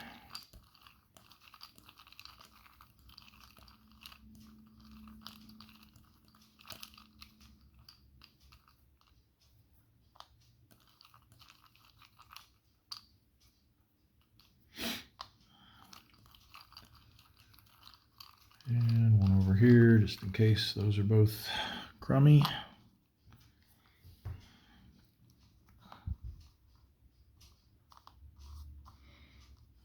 Okay, looks like those will be equal shots. So we might as well go after the one that can counterattack us. So they're going to be a 0, but then 1 for the ASW. So they're a 1. We're a 7. We could do a split shot, but then whichever, like if we chose this as our unmodified TDC, then this would be, this one would have a +1 plus a +1 DRM to it. So we'd be looking at probably not worth doing, basically is what I'm getting down to. So yeah, we'll just target this one. He's a 1, we're a 7, so we need a 6 or less to hit it.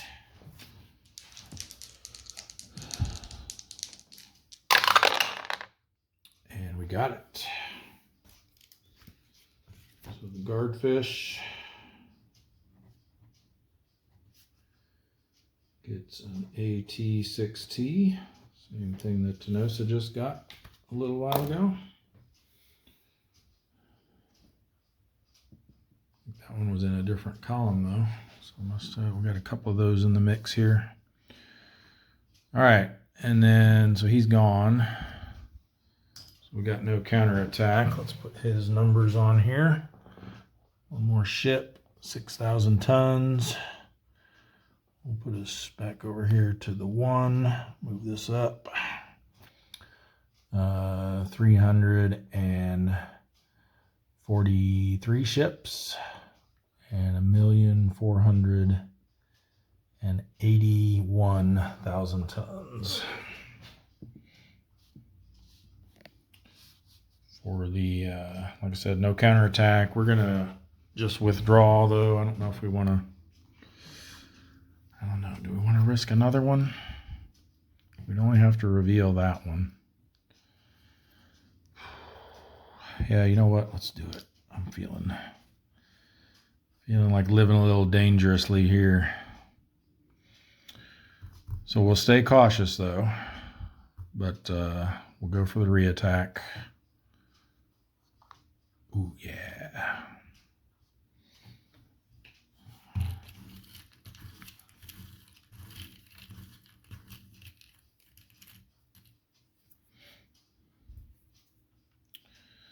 The Nagara.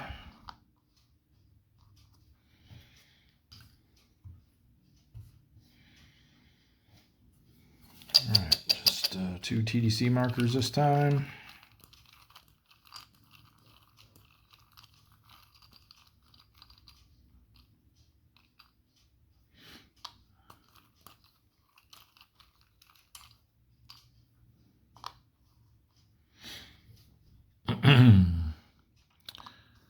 -1 to each of these for the reattack round. Okay, looks like we're going after the Nagara. So we are a 7, -4 leaves 3. We have to go over a column. That takes it down to 2. Add back in 3 for the TDC. Means we hit on a 5 or less. Roll another 5-9. That'd be perfect. Nope, 6-8. Just missed it. Whoops. There is no counterattack, so our endurance check will be an A rating with a damage marker. Means we need a 5 or less. Nope. All right, we won't have to make that decision next turn.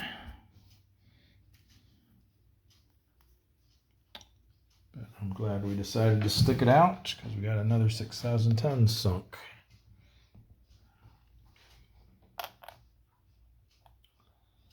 Very close to another 5 on top of that. All right, so next is going to be the albacore.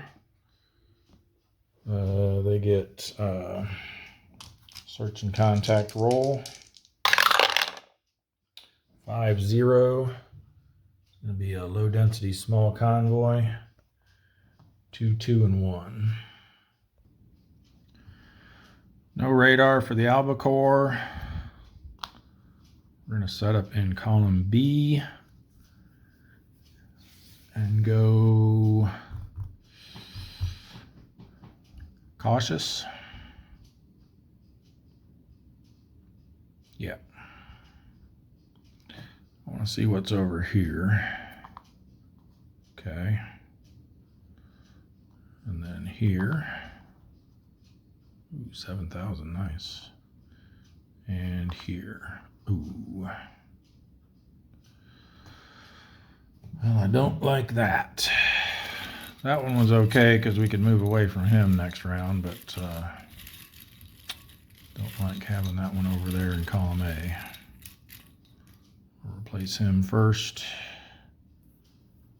with the Maikaze. And the other one is the Asagumo.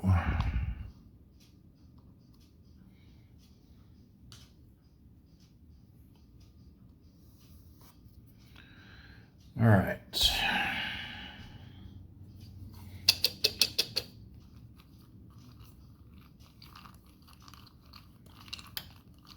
For TDCs, we can target one of those and ignore their ASW if we so choose.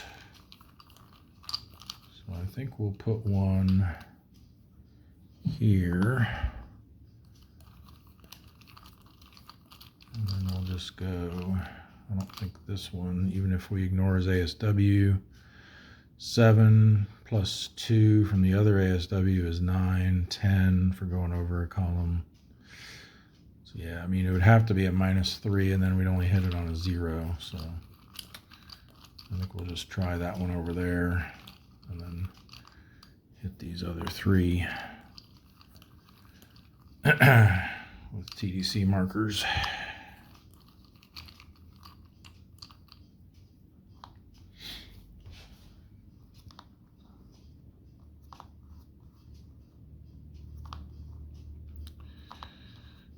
Okay. Well, that might be worth doing. Let's see, if we did go after this one, it'd be 7 minus 2 is 5, and we lose 4 for the ASW, so we'd only hit it on a 1 or less. If we went after this one, we can ignore his ASW, so it'd be 7 minus 6 is 1, lose 1 for going over a column, -2 for this ASW, and then +2. So we'd hit this on a 0 only. This would be a 1 or less. I say we try this just to see if we can get lucky. So we need a 0. Hey, we got it, but no damage.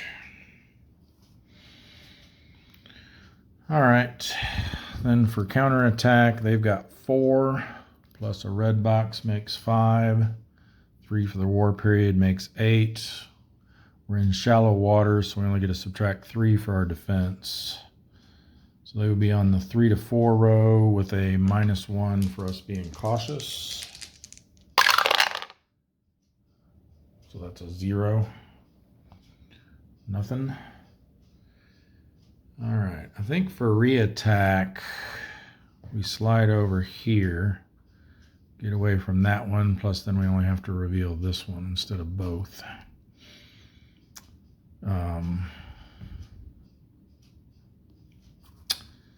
And I think we stay cautious.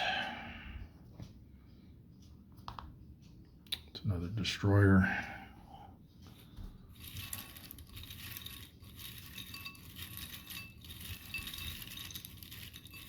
Figured if we stay cautious, at least if it ended up being a diligent escort, we could try to nullify it. Whoa, he's a big one. The Yukikaze. So now we're in even worse shape than we were in the first round. We got 5 now. Plus we got to shoot over a column, so basically we got 6. So we have to overcome 7, 8 for their defense. So this is going to have to be a real lucky shot here.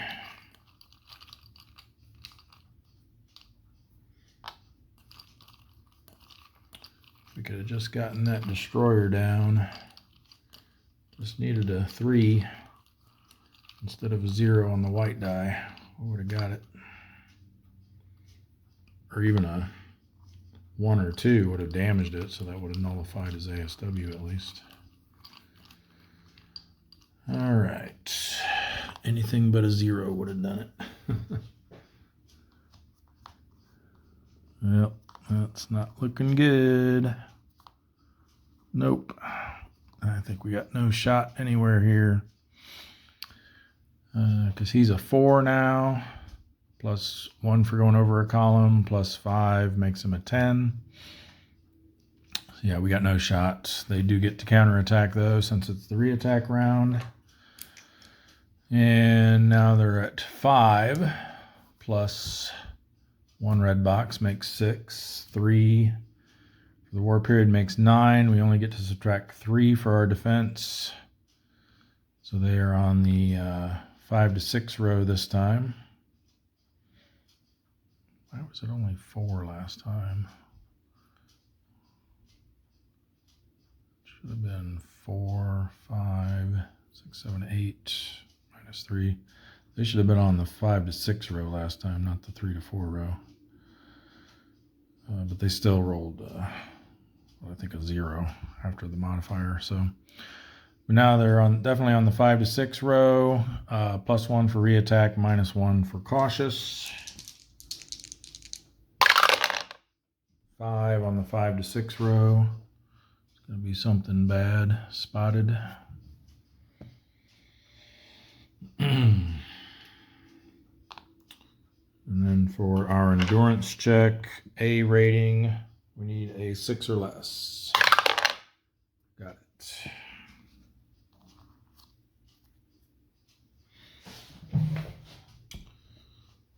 Go to the done section, and I think next we'll probably tackle the ultra area here, but I'm going to pause for a break and we'll pick that up when I come back. All right, so we got the Sculpin here in the North Philippine Sea. Gonna do a search and contact roll for them with a plus 1 for ultra area. 5 and 2, sparse small convoy. So with an extra ship for each column, that's going to be 3 and 2. Okay, the Sculpin does have radar, 4 tactical rating. I think we're going to have him set up here in column B and go cautious. So we only have to flip 3. Let's try these 2. Gunboat and AT. And our third one will be this. All right, very good. So a little bit of ASW to deal with, but not too bad. Let's get 4 TDC markers. We'll go here. Here,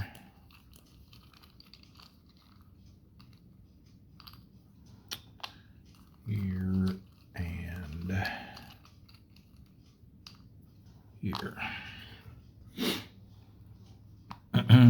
Minus 3. Figures we'd get the best one on that. Wow. Well, as soon as we go to target that, though, you know it's going to end up being a destroyer. Looks like this is going to be our best option. So we've got 6 minus 1 defense, leaves 5, minus 1 ASW, and then minus 2 for the TDC. So we need a 2 or less to hit here.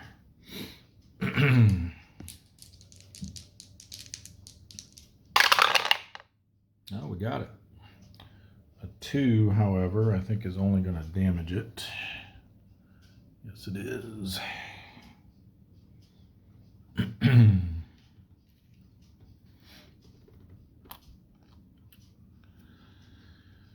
Well, that knocks their ASW out at least, and they're now at 0 defense.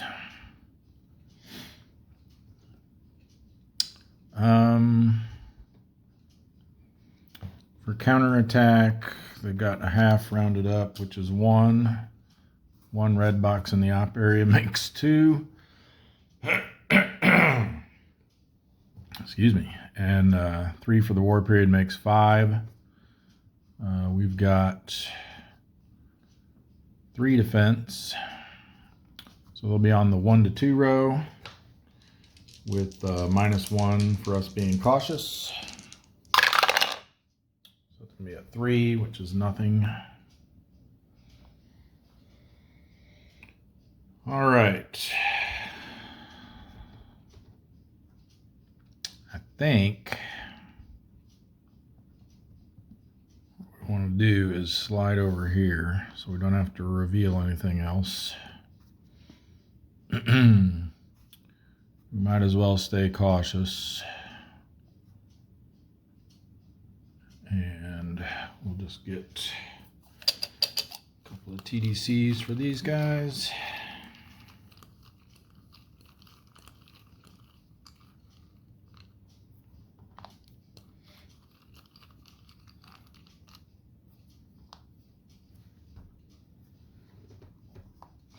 That's better. All right, so 6 minus 0, because the damage is going to cancel out his defense.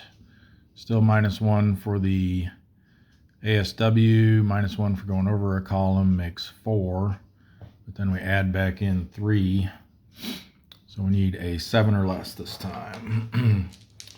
And anything but a 0 on the attack results will end up sinking it.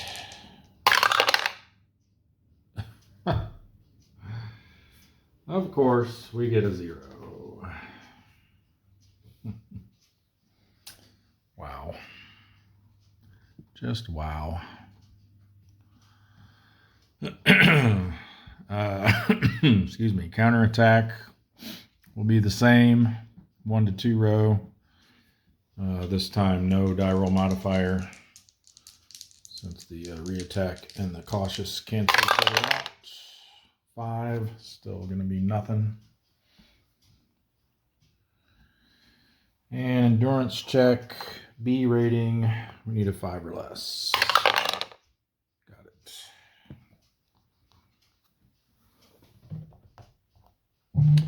So next we have the skipjack.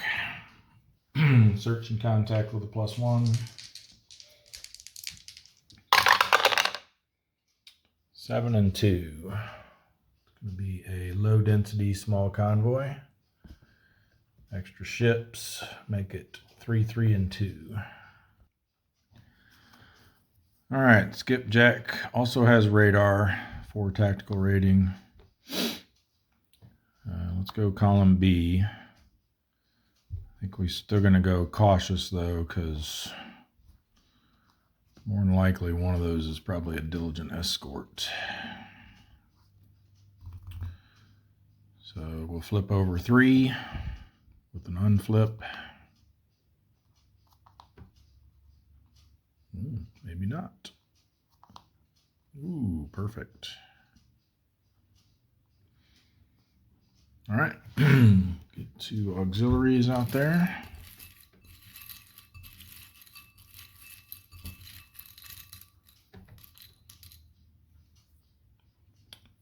First one is the Katsuragi Maru.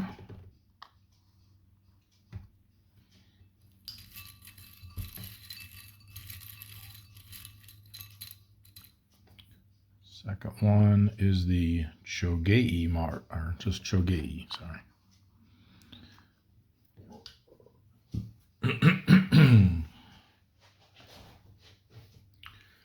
All right, 4 TDCs.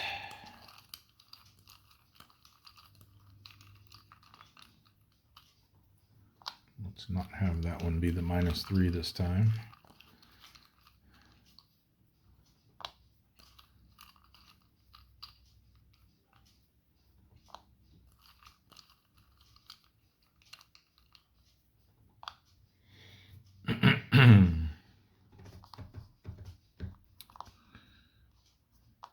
There we go.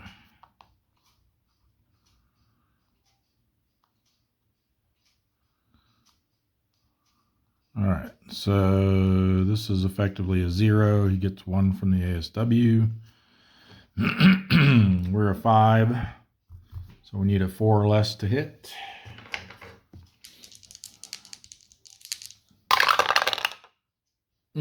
Missed it by 1.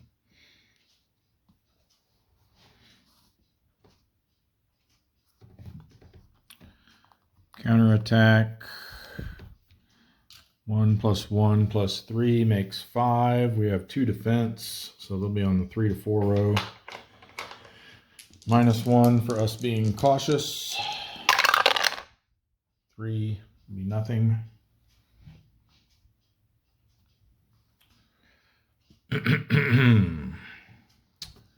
So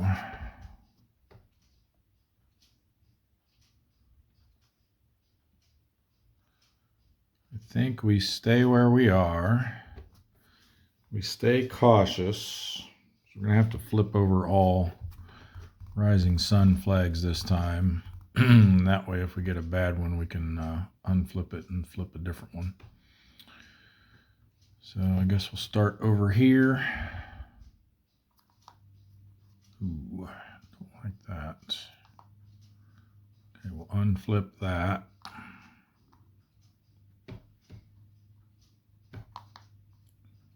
Okay, that's nice. That's nice. Perfect. I mean, not perfect, but a lot better than it could have been. So we need another auxiliary.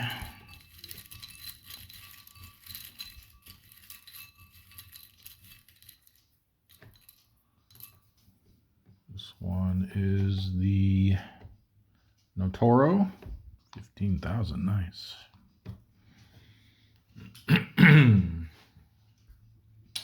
And we need a cruiser.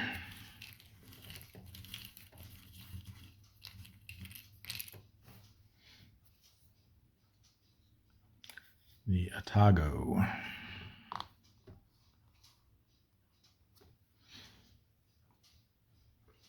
So column C. Alrighty. I think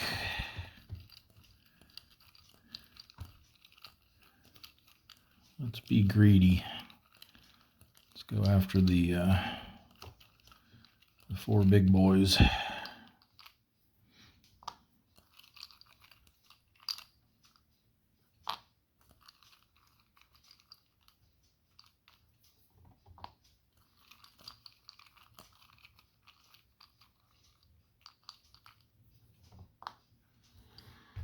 All right. Ooh, excellent. Also excellent.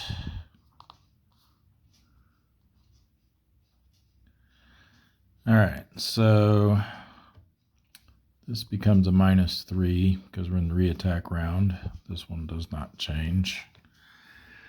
So if we go after this one again, we're looking at 0 for his defense, or I mean the TDC and the defense cancel each other out. But now he's got 3 ASW. Excuse me. So we're at a 5 -3 means that's a 2 to hit. This one, he's going to be a 1 because 4 -3 leaves 1. Gets 1 for us going over a column, and then another 3 on top of that. So that would be a 0 to hit over there. So I think we'll go after the easier one. So we need a 2 or less.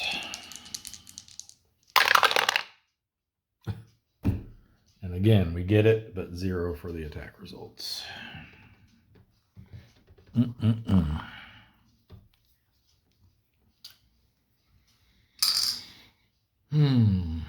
Now we've got 3 coming back at us, +1 for the op area, +3 for the war period. Makes 7. We've got 2 defense. So we'll be on the 5 to 6 row this time with no modifier. 0, good. Don't even need to look at it. All right, endurance check, B rating. Again, we need a 5 or less. Got it.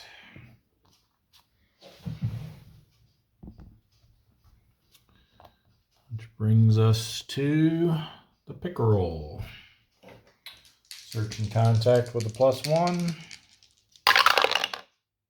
8494. It's going to be a high density small convoy. Just getting all the different options here of small convoys.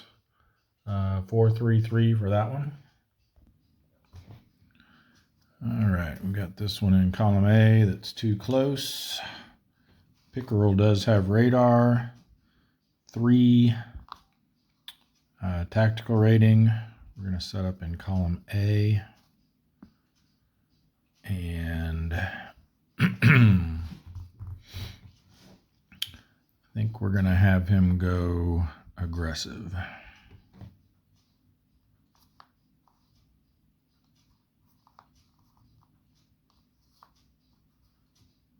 So far, so good. Ooh. Cannot unflip it.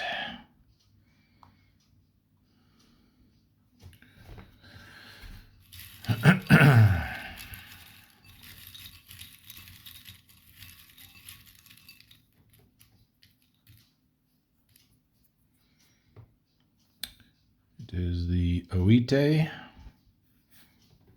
So they're going to be a 3.5. And they get to attack us immediately, but first we get to attempt to crash dive. So a 0 will be a successful crash dive. Oh, just missed it. And then they get a +1 for their diligent escort counterattack because we're aggressive and they're in an adjacent column. If they were in the same column, they'd actually get a +2 on a 1. So that's nothing. All right. So with our 4 attack rating, that 3.5 is really going to make it difficult for us. We need a lot of help from the TDCs. They are each -1 since we're aggressive. And we'll get that -1 die roll modifier, assuming we have a valid shot.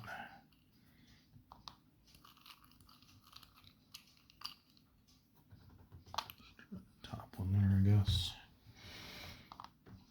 All right, that will definitely help.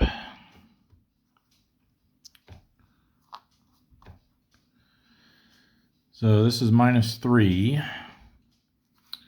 So we've got 4 - 2 is 2, -3.5 rounded up, which is 4, puts us at -2.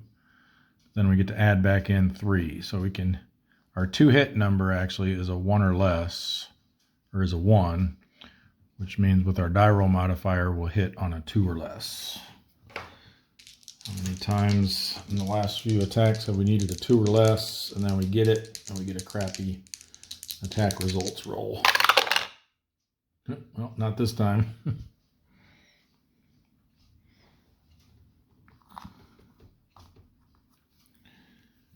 Just completely whiffed it that time. So they've got 4 plus a red box makes 5, plus 3 makes 8. We've only got 2 defense. So they're going to be on the 5 to 6 row with a +1 for our aggressive posture. 4 is going to be spotted. I don't know if it's worth hanging around because you can't get away from that guy. We got 2 more that are potentially bad as well. I think we just call it a day there. C rating, went aggressive, so we need a 3 or less. Nope.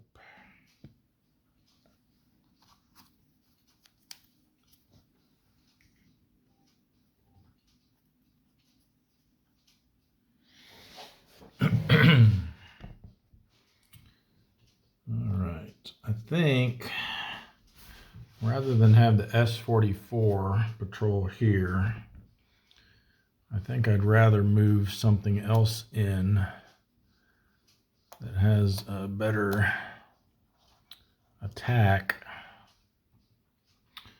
before we start getting reduced by the congregating risk. We've got 3 there, we've got 3 here. So we could send them to either the South Philippine Sea or the South China Sea 1, which would free up another spot to get the full ultra benefit for one of these. I don't know if we want to risk moving the pompano in there, or the pompon, since they're damaged, but probably either the Sea Raven or the Gar or the Sea Dragon. Sea Dragon and Sea Raven both have radar, so either one of those would be good for that. So yeah, let's send the S44 somewhere else. I'm thinking maybe, remember we can patrol move through here, just no transit movement allowed.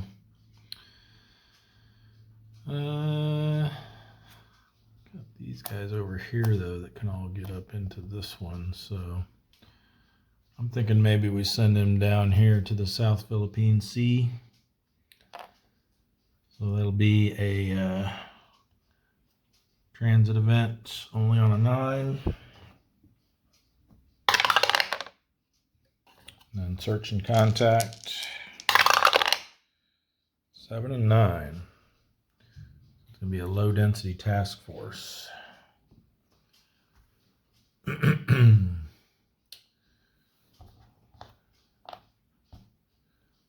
Low density task force 1223.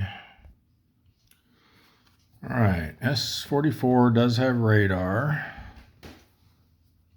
Oh no, sorry, they do not. Most of the 40s do, but this one doesn't.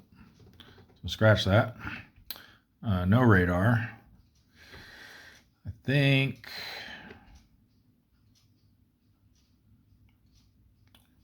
we're just going to play it safe, I think, and set up here. But we'll go aggressive.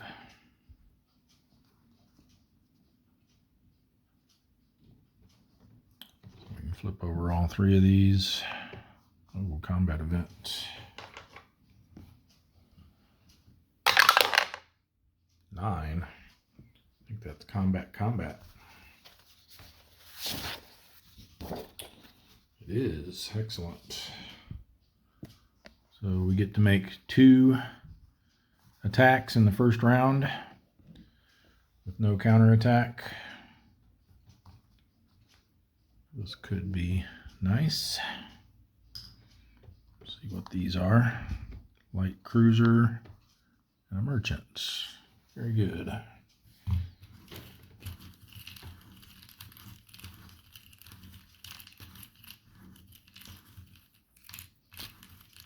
We'll get potentially 3 cracks at them here. It's the OE.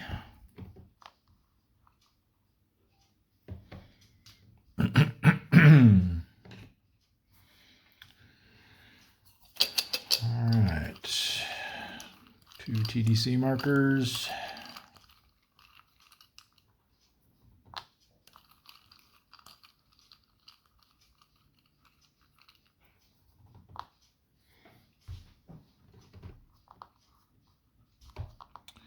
Each gets a -1 since we're aggressive. So it looks like the merchant's going to be our target of choice. We're a 3. -2 makes 1. -1 for going over a column. And then we add 3 back in. So 3 or less to hit the merchant there. With the, sorry, die roll modifier, so 4 or less actually. Hey, we got it. 6 will certainly sink a 3,000 ton ship. The S-44. It's a merchant 3,000 tons. Back to cut B with them. One more ship, 3,000 more tons. Puts us at 344 ships and 1,400,000 and oh, we're way up there, 484,000 tons.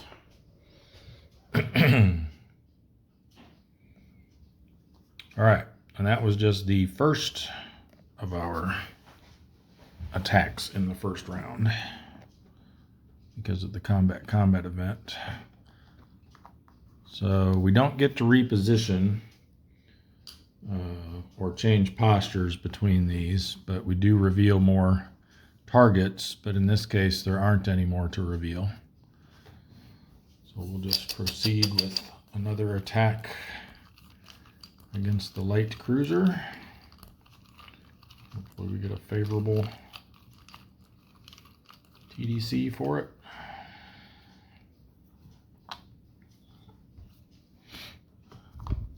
Oh yeah.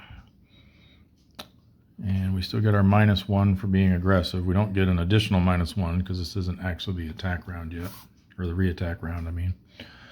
So that's going to be a -3. So 3 minus 4 is -1. -1 for going over a column makes -2. Add 3 back in. So our 2-hit number is a 1. So with the die roll modifier, we need a 2 or less. Did not get it.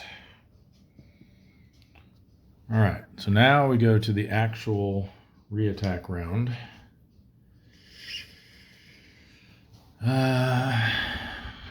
I'm almost inclined to just stay here and take another stab at that. I'm concerned what we might reveal over here. Hang on, we're getting some sun coming in through the window there. Let me get rid of that. All right, that's better. Yeah, I think we'll just stay here. We'll stay aggressive. Take one more swing at this light cruiser. Need a -2 or better. Would be ideal.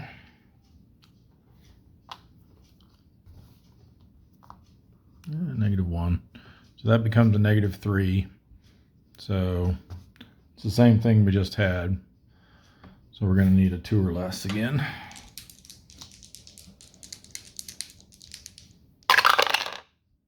And we got it. 3 is not going to be enough though, because that is a 5,000 ton and that just damages it.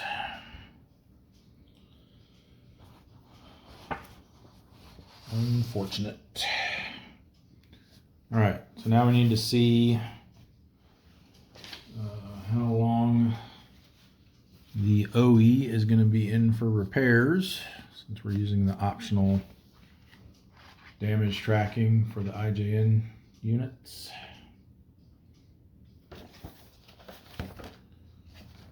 So they're at 5,000 tons. We're going to be on the second row here for how many months they'll be in repairs. Let's see what we get. 1. So they will be in for 2 months.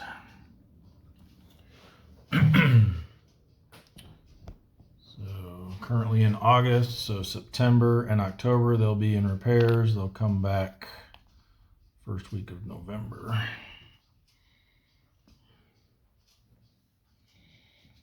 All right. And then we've got our endurance check. D rating, and we went aggressive.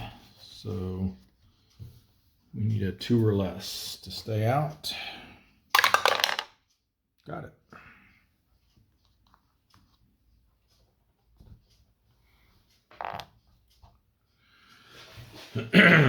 All right, so now we'll go back to the North Philippine Sea. And we're going to move in the, let's do the Sea Dragon, I guess. Move the Sea Dragon in there. So they will have a transit event only on a 9. All right, and then search and contact with a +1. 10-7. So it's going to be high density. 7's a large convoy. So we're going to have 4, 4, 3, and 2. All right, so this one, too close. And then both of our pulls for column D were no targets, bad angle, and evading. So, Sea Dragon with their radar. I think we'll go column B. Let's start off just standard, I think. Let's look at these two.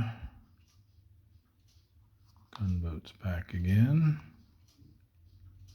And let's look at these two.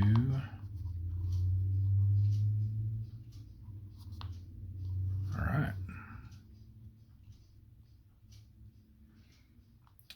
So nothing that needs to be replaced. Just put some TDC markers on them and see what we got.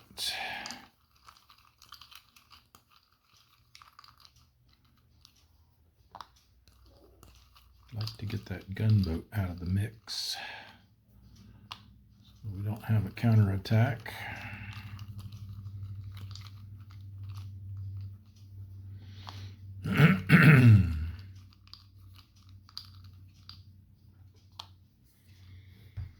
All right, +1, maybe not.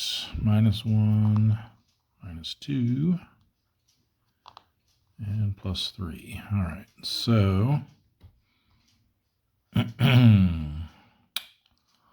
let's see what we got and if there's any. It would make sense to do a split or not. So here we've got 6 - 2 is 4, -1 for ASW makes 3. Add 1 back, hit on a 4 or less. Over here, 6 - 1 is 5. -1 for the ASW, -1 for going over a column is 3. And then we add 2 back in, so that would actually be hit on a 5. If we were to split it, we'd probably want to put more here just because that's a higher tonnage. We don't want that to drop too much lower.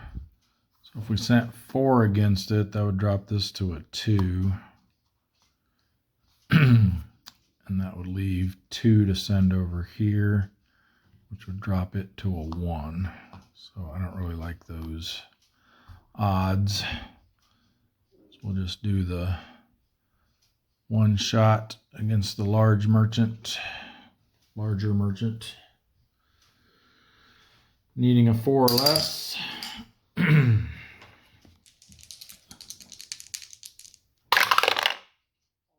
We got it, and 4 should be enough to sink it. 5,000 tons.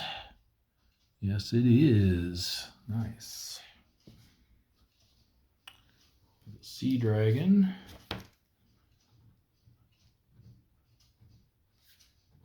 It's a 5,000 ton merchant. That's 11 ships sunk so far. I think that matches our best week as far as number of ships sunk. So this one goes back to the B cup, and we get 1 more ship, and 5,000 tons. All right, we do have a counterattack because we weren't able to get that gunboat down. So he's at 1 plus 1 for the op area plus 3 for the war period is 5. We've got 3 defense. So we'll be on the 1 to 2 row with no modifier. 2 is nothing.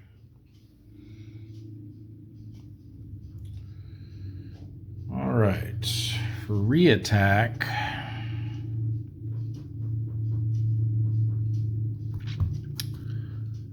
I think maybe we switch to cautious so that we only reveal these 3.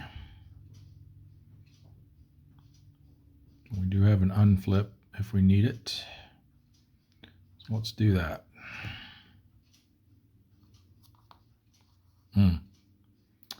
Can't unflip that, unfortunately. Okay, we got a carrier. We got here, ooh, light cruiser. That's it. That's our 3. So let's see what our carrier is going to be. Again, they're down to only 5 left. I think we've sunk like 3 or 4 of them. It's the Unyo.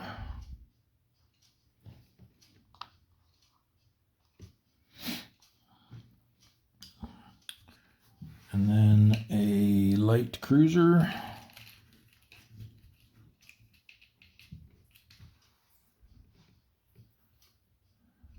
It's the Katori.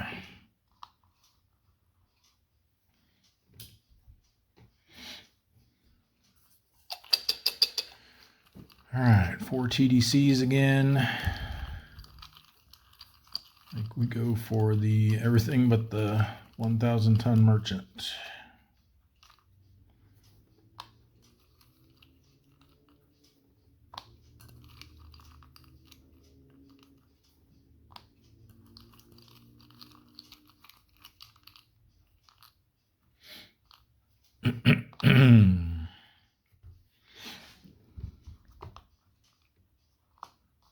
Ooh, nice.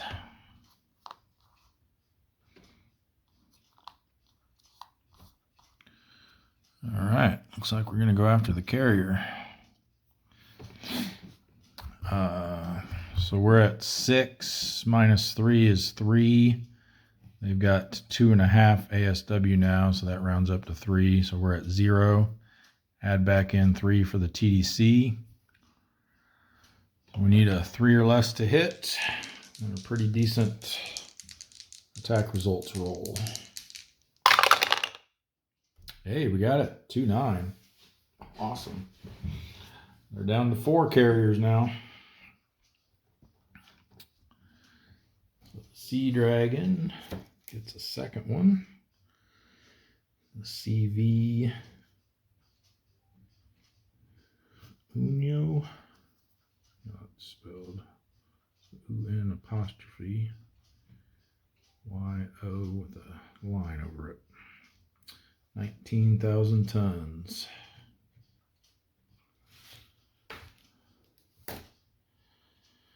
So they go over to the pile of shame. And we record them. Don't forget them this time like we did last week. So 1 more ship and what was it, 19,000? So this will just go back 1 and then this will go up 2. 1, 2, which will then move this up. So we're now at 346 ships and 1,508,000 tons. And they are down to just these 4 carriers left. The Ruyo, the Shokaku, the Hiyo, and the Junyo. Probably be getting some more later, but at least for the time being, we've really crippled their carrier fleet. All right, so now we got to withstand another counterattack. I'm sure they're quite upset at this point. Going to be really gunning for us. So 2.5 rounds up to 3, 1 for the op area, 3 for the war period, makes 7, 3 defense. So we are at the 3 to 4 row. +1 for reattack, but -1 for being cautious. And a 2 is going to be nada.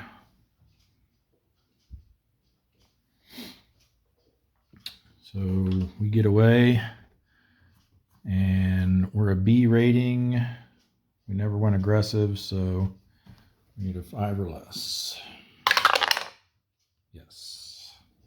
Excellent.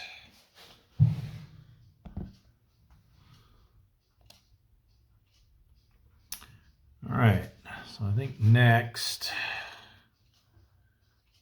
I don't think we're going to bring those guys in. So let's do the Sea Raven, I guess. They'll come over from the South China Sea 1. They now have +1 for congregating risk. So an 8 or a 9 is what we want to avoid. 0, excellent. And now it's just going to be a straight roll, because the congregating risk negates the ultra bonus. 0, 5. They didn't find anything. So they are a B rating. Didn't find any contacts, so they need a 6 or less. Oh, just missed it.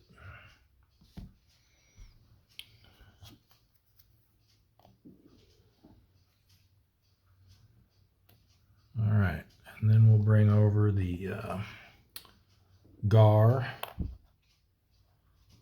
So again, an 8 or 9 for the transit event. And straight roll for search and contact. 3, 6. Is that good enough? Yes. Sparse, large convoy. Still get the extra ships, so it's going to be 2, 3, 2, 2. All right, no radar for the GAR. They have a 4 tactical rating. I think let's just go column B here. And we will go standard attack posture. Combat event. 1 is going to be surface gunnery. We'll have to see if we end up being eligible for that. If we reveal any warships or aircraft, then we will not be able to do that.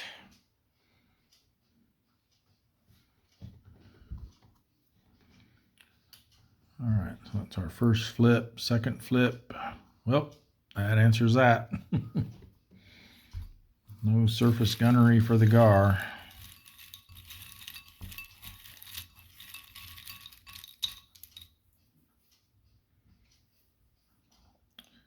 That's the Ushio, so they're going to get boosted to a 5 for their ASW rating. And we get to attempt to crash dive. We need a 0. Didn't get it. They will roll on the counterattack. 4. On the diligent escort row is nothing. Oh,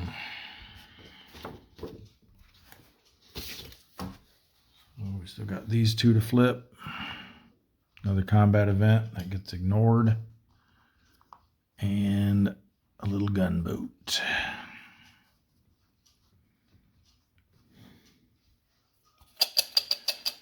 All right. 4 TDC markers.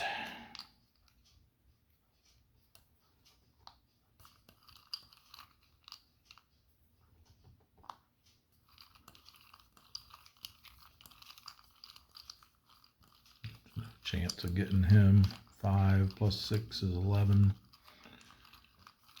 Even with a -3, he'd be out of reach. I guess we'll go over here.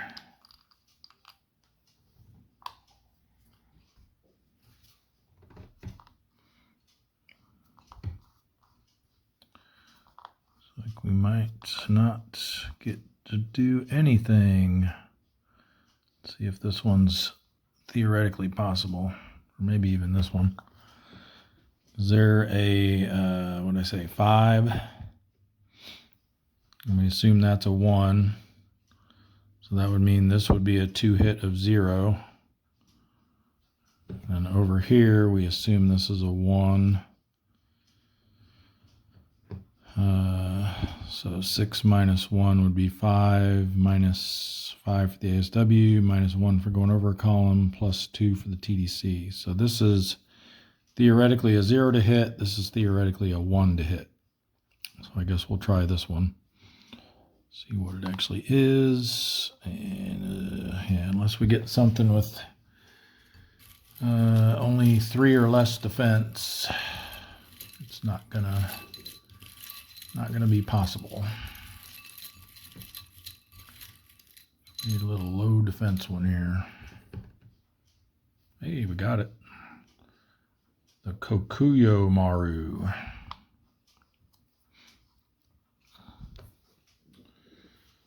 So let me just recalculate here to be sure. 6 minus 3 is 3. Minus 5 is a -2. Ooh, no, we don't. Why is that? Oh, because it was we were only going to hit on a 1, and it's 2 more than we thought it was. So we actually needed a defense of 2 or less. So yeah, that's an automatic miss, which means they do get to counterattack. So they're 5 plus 1 is 6, plus another 3 makes 9. We have 3 defense, so they're on the 5 to 6 row with no modifier. 8 is going to be really bad. 5 to 6 and 8 is damaged RTB. Could have been worse.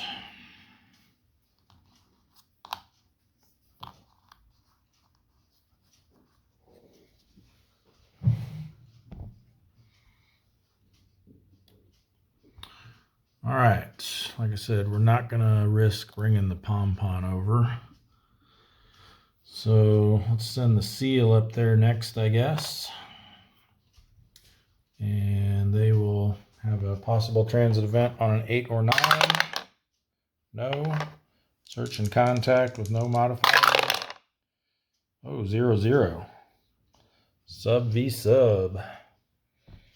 So since it's an ultra area, does that mean we find 2 subs? I don't think so. All right, let me clear off this combat display. And we can set up for our sub versus sub encounter. I believe we have it down to where it's just these 3 that are our choices, the RO41, the I-16, and the I-183.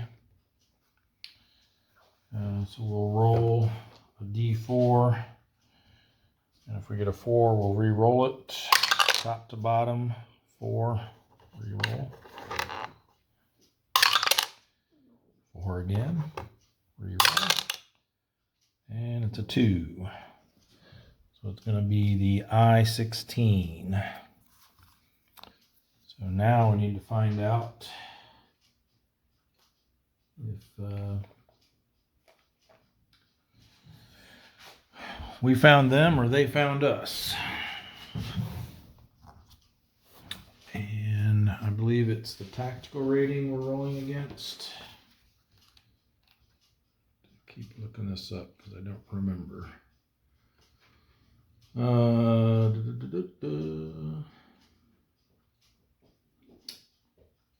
Or no, this one is just if it's a 0 to 2. But we get a +1 if we have radar. Does the seal have radar? they do. So actually only on a 0 or a 1, we're not spotted and we're not damaged. So 0 or 1, they will spot us. Anything else, we spot them.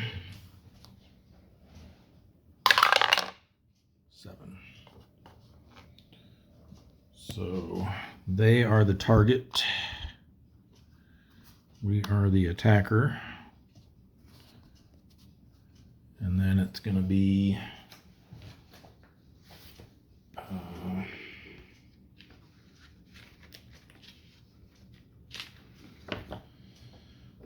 our attack rating, which is 5. No super skipper. We're not in shallow waters. No tropical storm. Current torpedo value is 0. So we're at 5. And they are their defense rating, which is 3. TDC marker, which we need to pull one for them. It's a big negative.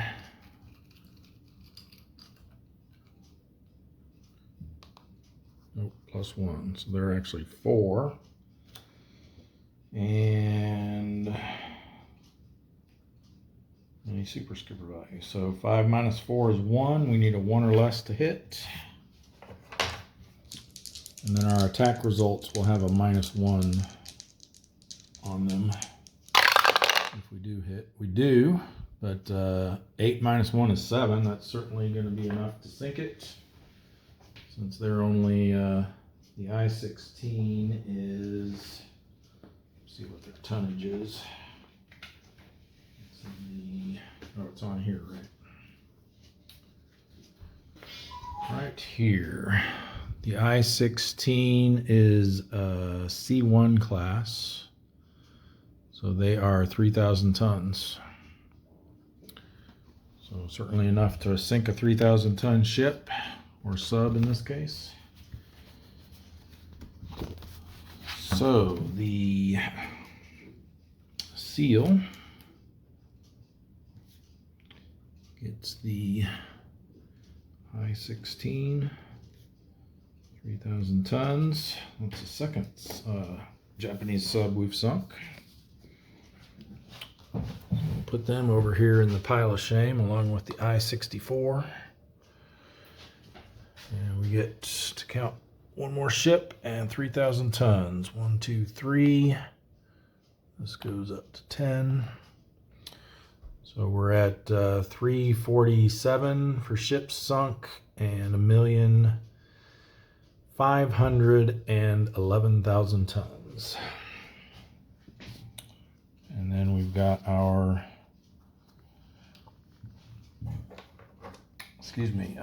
endurance check, B rating 5.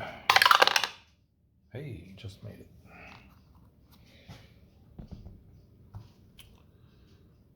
And then that will leave the tarpon as the last one we're going to get into here, I think. So again, 8 or 9 for the transit event check. We don't want. And normal roll for contact, 5 and 6. It's going to be sparse, large convoy. With an extra ship is 2322. All right, tarpon does have radar. This one is evading. What are you doing? This one, I think we'll set up in, boy. You know what, let's just set up in column D, see what we find.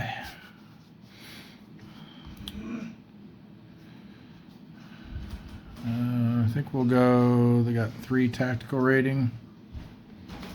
They've only got 4 attack though. Do we really want to do that? You know what? On second thought,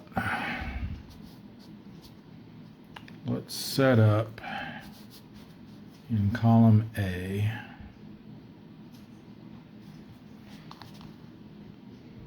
And go cautious. We'll just flip these 2 over. All right, like that.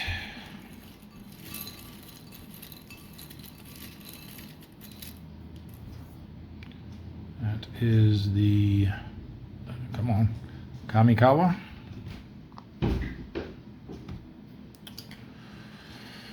And so 3 TDC markers. I think we go 2 in our column and the auxiliary.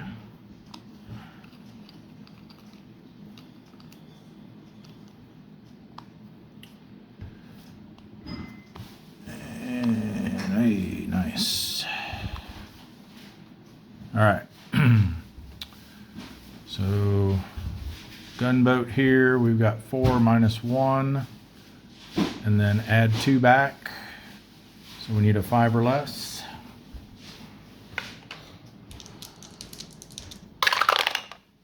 Nope. And no counterattack. We will stay here. We want to slide over. Why don't we slide over? I think we'll stay cautious though. And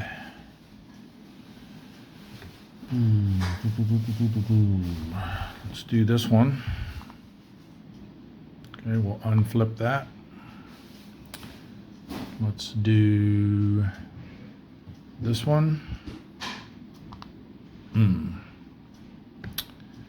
And this one.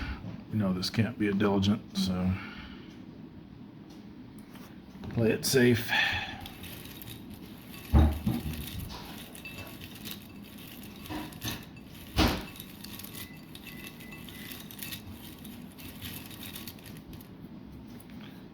for column A, we've got the Wakasuki. Column C,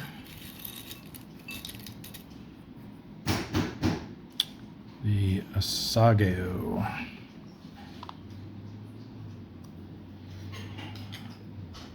All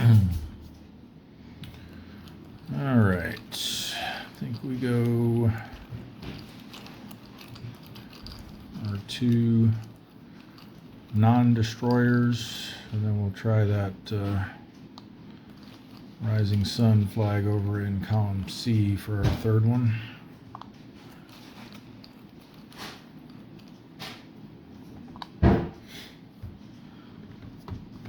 E. Okay. Got a couple of options here. Probably gonna have to go with this one though because of the ASW. So if we did go here, it'd be 4 minus. We treat this as a -3, so basically that's a 0. Then we got the 3 from the ASW, so we'd need a 1 or less to hit this one. Not real likely. This one here, 4 minus 1 is 3, minus 3 ASW. We lose 1 for going over a column, and then get 1 back, or get 3 back. So this one's a 2 or less. So really not that much better for only 1,000 tons. Let's try this one. 1 or less for the Kamikawa. We just need to roll what we did the first time, but reversed. Hey, got a hit, but no damage.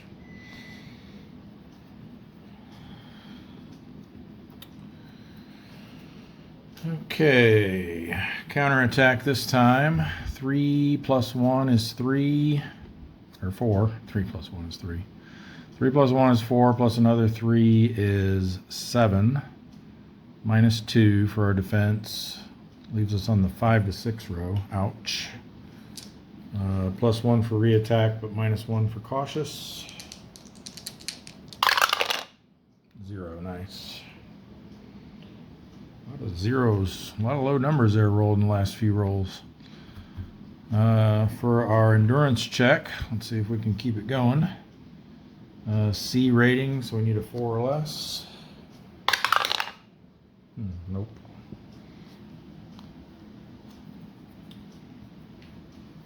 So the tarpon will RTB. That will do it for our ultra area. So I think next we'll go over here to the South China Sea 1.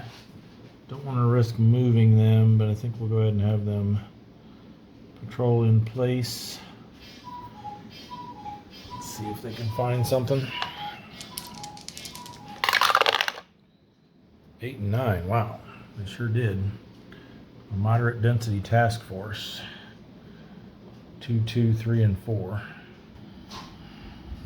All right, that is very unusual to see all those red balls over in column D. Evading for the 1. But the pompon does have radar, but they're damaged and spotted, so we need to be very careful here. So even though that looks pretty tempting, I think I'm going to shy away from that. Just go over here in the kiddie pool of column A. And let's stack these over here. We've got an A rating. We've got a 4 tactical rating. So we're going to go cautious. Try these 3. Okay, I'm happy with that.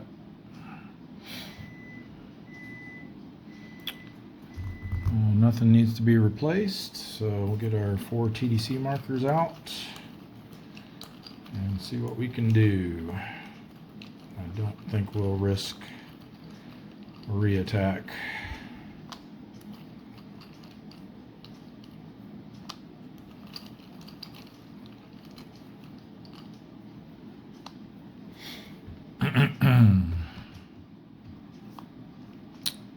Looks like we might not be able to do much.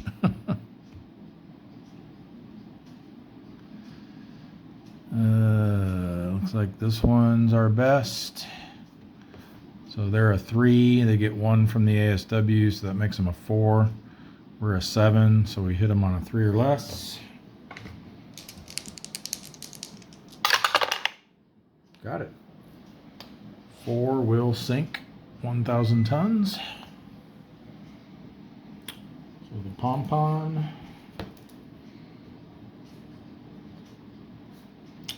gets a 1,000 ton merchant. There's this one. So 1 more ship and 1 more 1,000 tons. All right, for counterattack, we're looking at 1 plus 1 red box plus 3 for the war period makes 5. We've got 4 defense, so they'll be on the 1 to 2 row, but they get a +1 for our damage marker, +1 for our spotted marker, -1 for cautious posture. So a net +1 on the 1 to 2 row. Ooh, that's going to be bad even on 1 to 2. 10 is damaged. That lucky shot with the 1/2 ASW again. So we have a 2nd damage marker, which means we have to roll. And we have to roll less than or equal to our defense, I believe, or else we are sunk. Just double check here. Yeah, if it's greater than the defense rating, we're sunk. If not, then we just keep the 2nd damage marker. So we need a 4 or less. Ho, ho, ho. Got it. Wow. All right. We are not sticking around for re-attack, especially not after that. So we got A rating, damaged submarine, so we need a 5 or less, but we'll tell you right now, we will be voluntarily RTBing next turn for sure.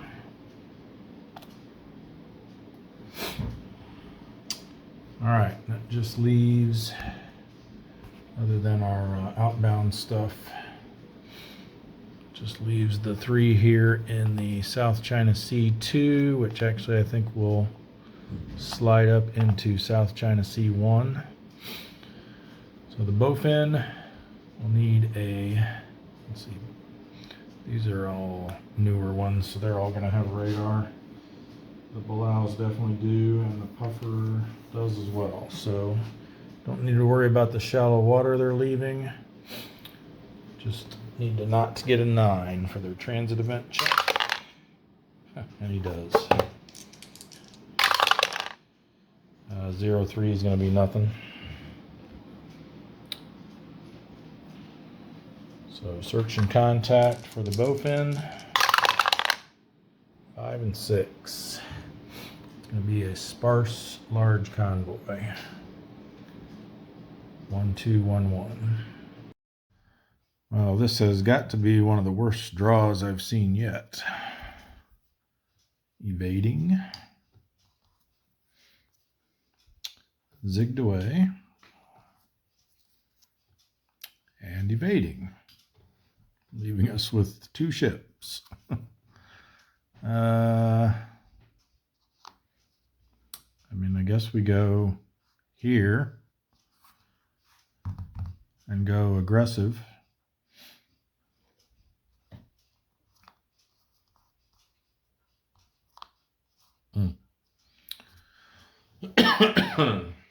All right.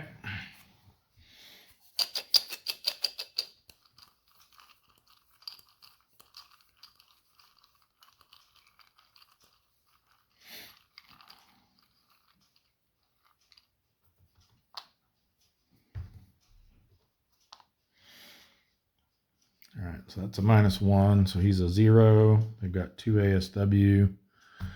Hit him on, well, our 2 hits a 5, so we hit him on a 6 or less.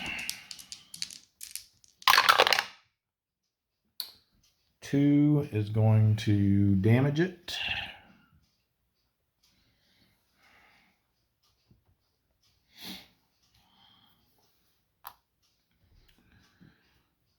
Counterattack will be 2 + 1 + 3 makes 6.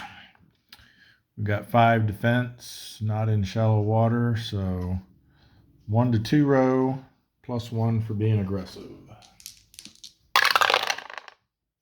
1 is going to be nothing. All right, for reattack, we stay aggressive. Stay in our column.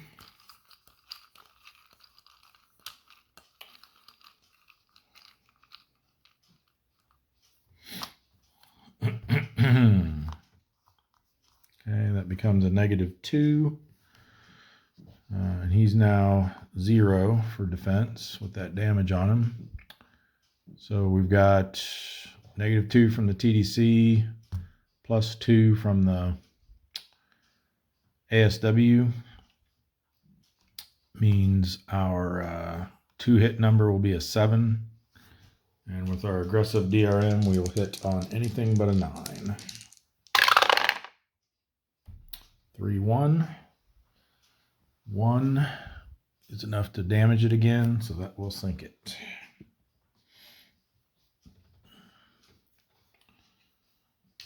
So bowfin.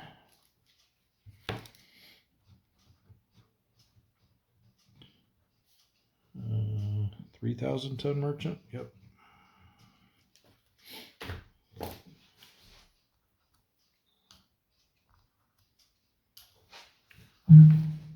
So one more ship. 3,000 tons. All right. Counterattack again. We'll be on the 1 to 2 row. This time with the +2 DRM. Ooh, that's not good. 11. 11 is damaged RTB, and if the second number is a 7 through 9, we're sunk. Fortunately, it's a 0. So damaged RTB.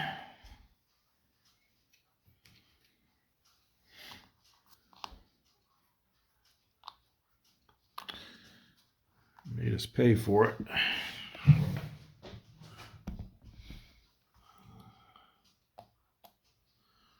All right, next we'll bring the billfish in. So again, radar, so nothing for the shallow water. He's our 3rd submarine in the area, so no congregating risk. So just a 9. That's all we have to worry about. And then search and contact. 6 and 3. 6 is going to be low density. 3 is a small convoy. Oops. 2, 2, and 1. Okay, billfish does have radar, but it's not going to matter because we're going to set up in column B, go aggressive, and just flip it all over.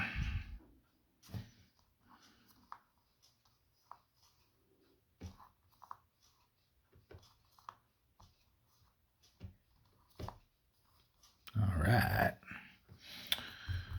not too bad.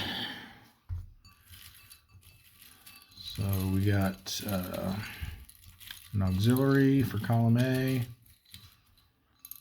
It's going to be the Jingei.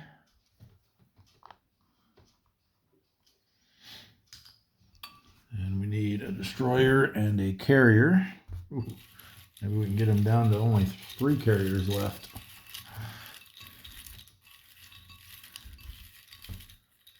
Our destroyer is the Suzukaze. The carrier, you know what, I'm just going to roll a die for him. There's only 4.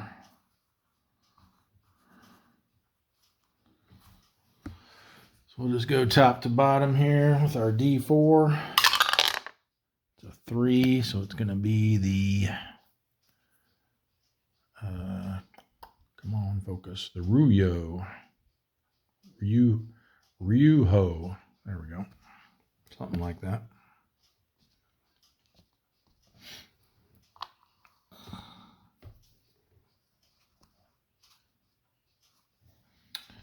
That's column B.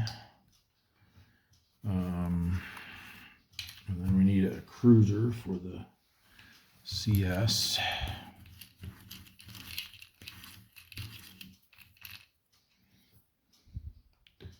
And that is the Mogami. Ooh, aircraft capable.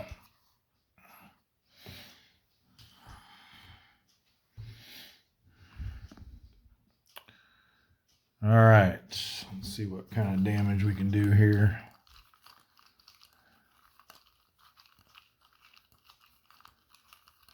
I'm half tempted to target the destroyer just so we can try to get him out of the picture. We can use the special targeting rule on him. Ignore his ASW value. I think we'll do that. We'll just leave that little gunboat alone. Target these other 4.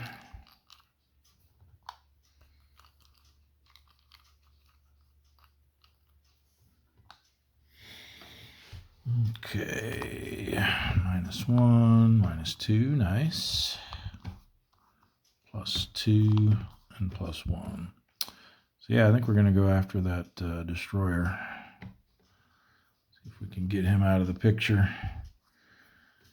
So that -2 becomes a -3 because we're aggressive.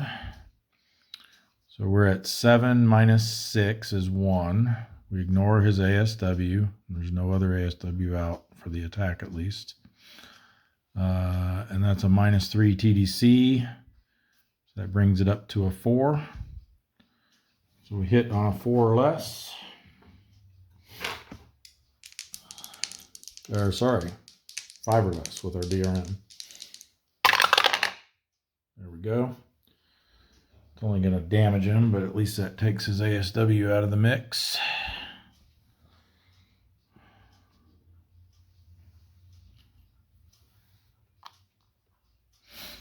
So for the counterattack, now we've just got the 2 aircraft capable ships, which will add up to 1. 1 red box makes 2, 3 for the war period makes 5. We've got 5 defense. So they're rolling on the 0 row with a +1. 6 is nothing.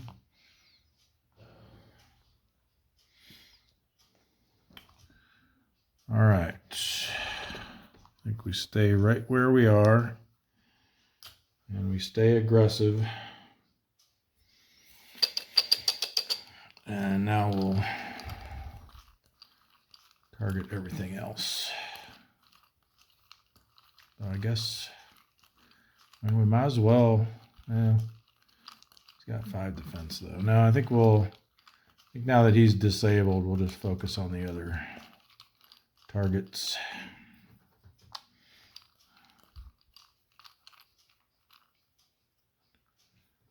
He does still have 5 defense, even damaged.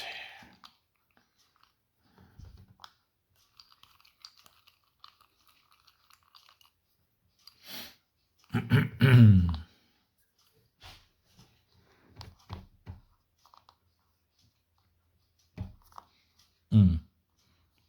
for a nice one on that carrier. Wow, these are terrible. Absolutely terrible, except for the gunboat.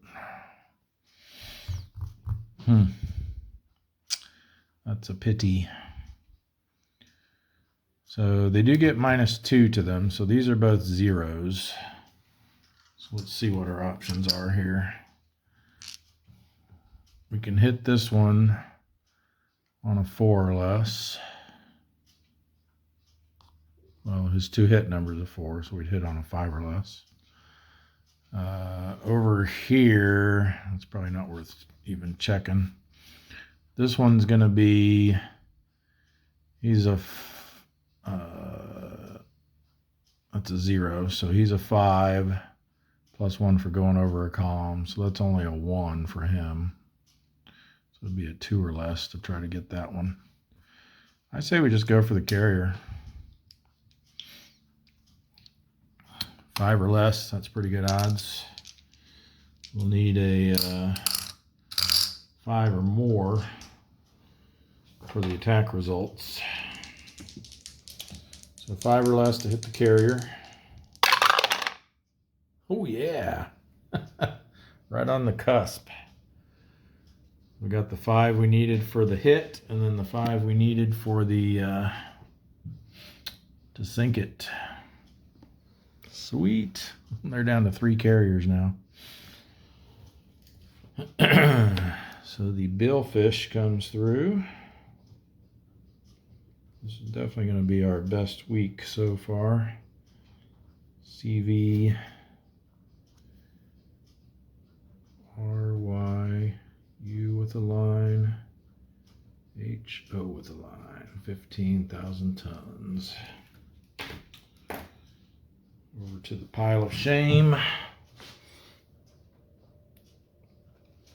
And another ship puts us at an even 350. So just 100 more to go for our torpedo improvement. And then 15,000 tons. So that's going to put that to 0 as well. And this will go up, or not that one. It's our tonnage. This will go up twice. So that puts us at 350 ships and 1,530,000 tons. We do still have a counterattack from the cruiser over here with their half ASW. That rounds up to one red box. 3 for the war period makes 5, minus our 5 defense, so they're still on the 0 row, and plus 2 this time. 3 is going to be nothing. All right, now to make things perfect, let's have him pass his endurance check. He's a A rating, but went aggressive, so he needs a 5 or less. Got it. Outstanding.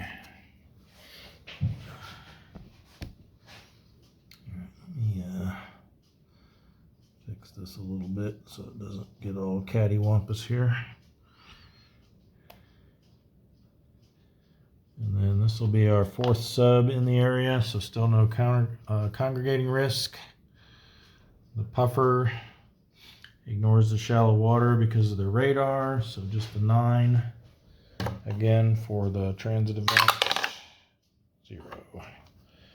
And search and contact, 5 and 3.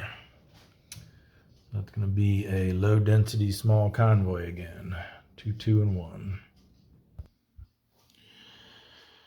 All right, let's hope this small convoy is as nice as the last one was. We're going to do the same thing. Just pull out all the stops, set up in B, go aggressive, flip over everything.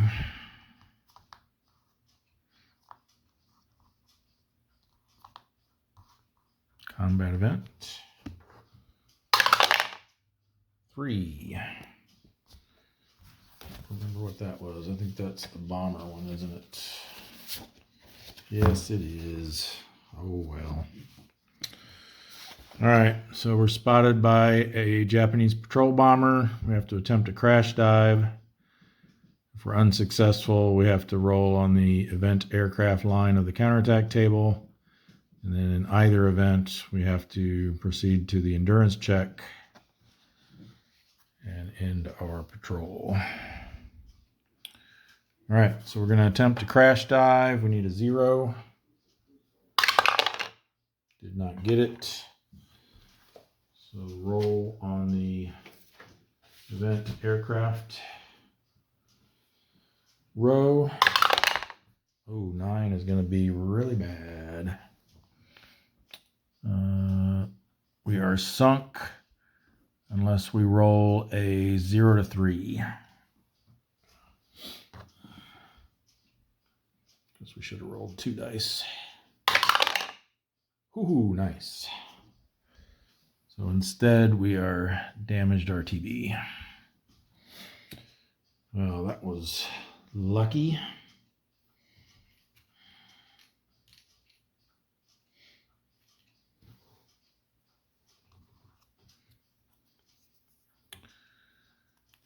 All right, well, quite a thrilling finish here to our patrols this week.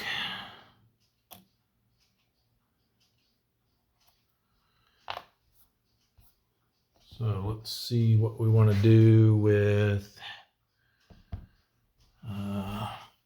Morton and the Wahoo and the, who's that, the Pargo? Yes, the Pargo. I think we want to get them up into the, kind of like to get them into the Sea of Japan, but what do we have? We have 2 that are going to be leaving, 3 that are going to be staying. Well, one's damaged.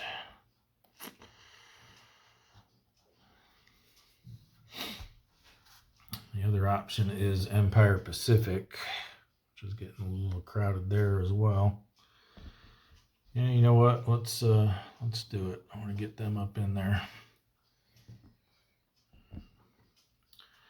So they're going to go through the Kuril Islands and into the Sea of Japan. So there's currently 1, 2, 3, 4, 5 subs there.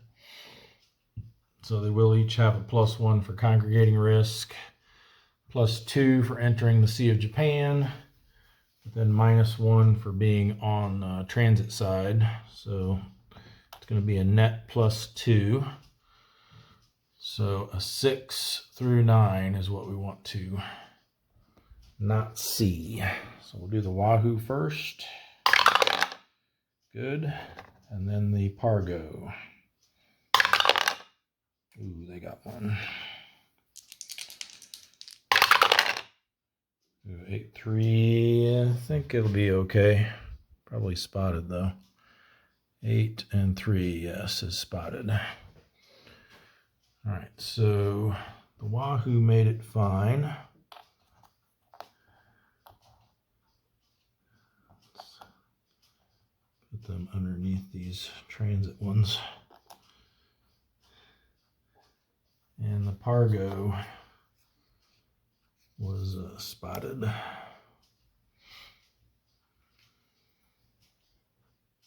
We'll get a chance to lose that here in a minute.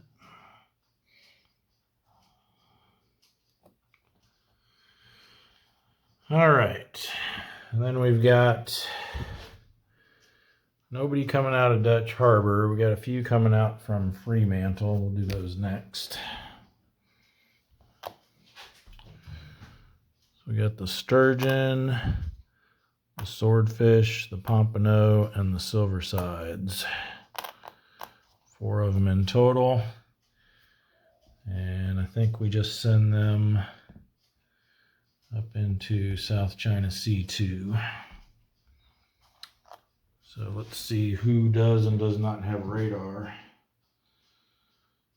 Silver sides does not. Pompano does. Swordfish does. Sturgeon does. So everyone but the silver sides has radar.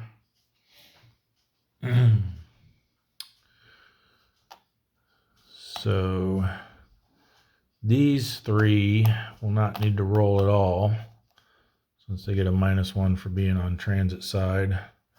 And radar lets them ignore the shallow water. And then the silver sides will need to roll, but only a 9 will trigger a second roll. So they're good.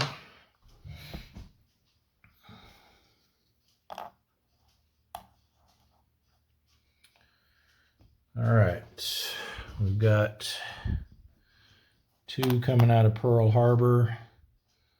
Let's see where everybody ends up coming out of the tenders first. So we got these 2 coming out of the Fulton.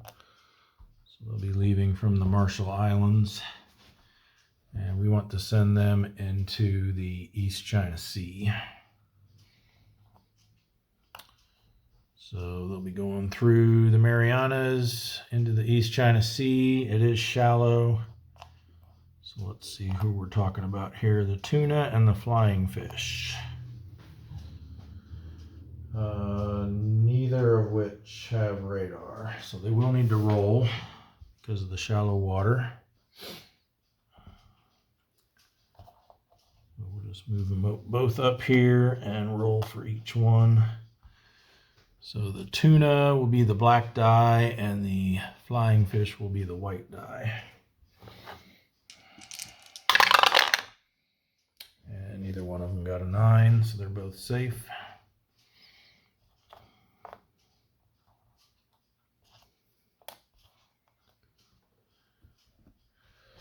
And then we've also got 2 coming out from the Sperry.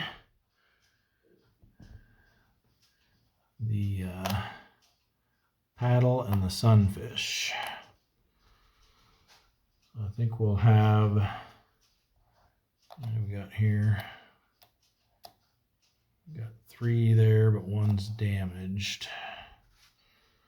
Can always send some of them down into the East China Sea if we want to. Yeah, I think we'll go ahead and load them up in the Empire Pacific. So the first one will not need to make a roll because they're on transit side and only moving through areas with 1 red box. So that'll be the paddle, but then the sunfish, only a 9. And he gets a 9. 3, 9. That's going to be something probably. 0 to 4. A 9 is spotted. So they got spotted moving in there.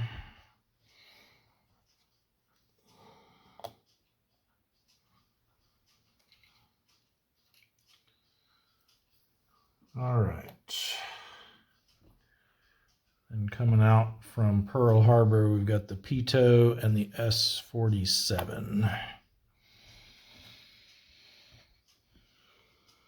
So I think we'll send them down to the Marshall Islands through the Hawaiian Islands. No transit event check required. And let's leave, we'll have the S47 patrol, but we'll leave the Pito on transit side. All right, that is everybody. No one left in operating sections, right? Okay, so that'll conclude the operations segment for the turn. We go to the end turn segment.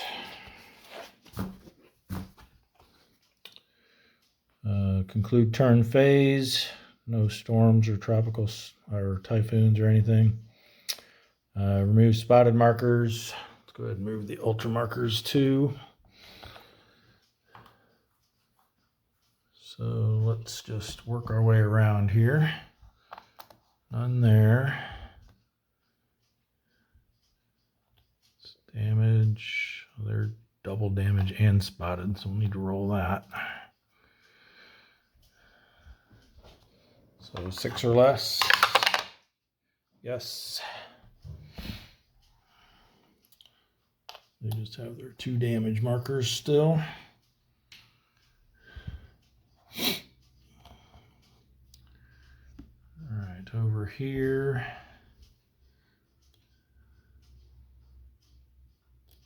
Damaged. RTB. Nothing. There's a spotted. Let's move that guy down to the bottom since he's on patrol side.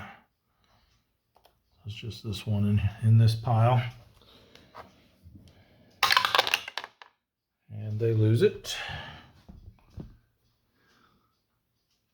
That was the pickerel.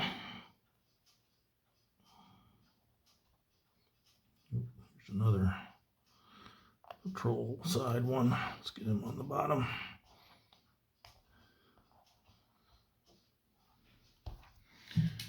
All right.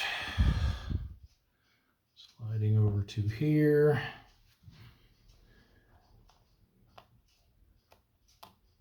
Oops, there's one. On the Belau.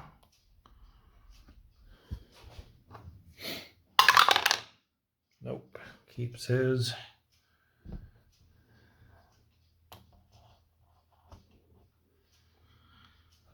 All right, none down there. Up here in the Yellow Sea, we've got one right on top there. Nope. That's the only one there. And then here we've got, whoa, double spotted. That doesn't look right. I think someone that had one got misplaced from them. So we'll try to figure out who that was belonged to. But this one is the halibut. So let's roll for them.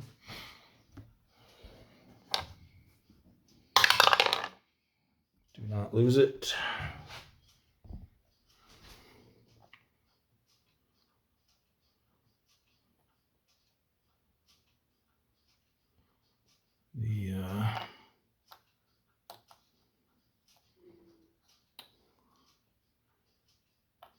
It's weird.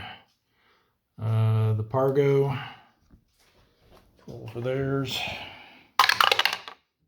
Nope.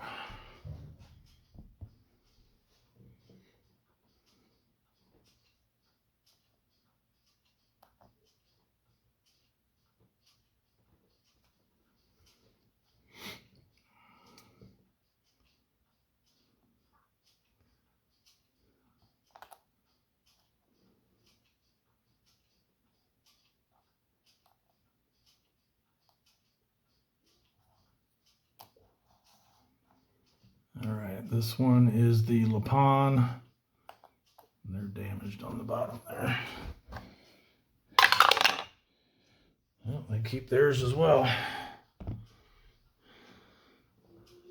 we just need to figure out who this spotted marker belonged to.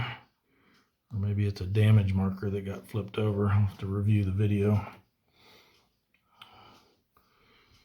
And then down here, we've got the sunfish. Loses theirs.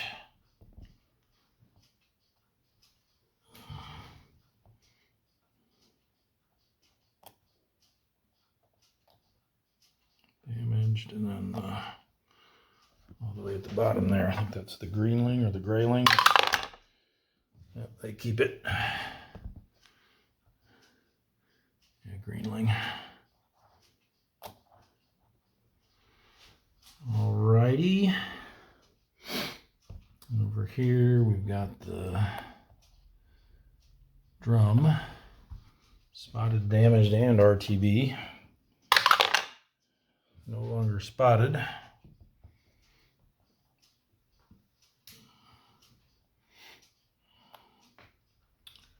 And then in the Coral Islands, any spotted in there? No, just RTB markers, it looks like. Okay. So yeah, I'll review the video and figure out what the deal is with that other spotted marker. We'll get that straightened out at the beginning of next turn. So all that leaves is to advance the date marker. And I just realized too, we had that destroyer that we damaged a little while ago. Was that the Suzukaze? I think it might have been. We should have rolled to see how long they're going to be in repairs. So let's get our chart out again.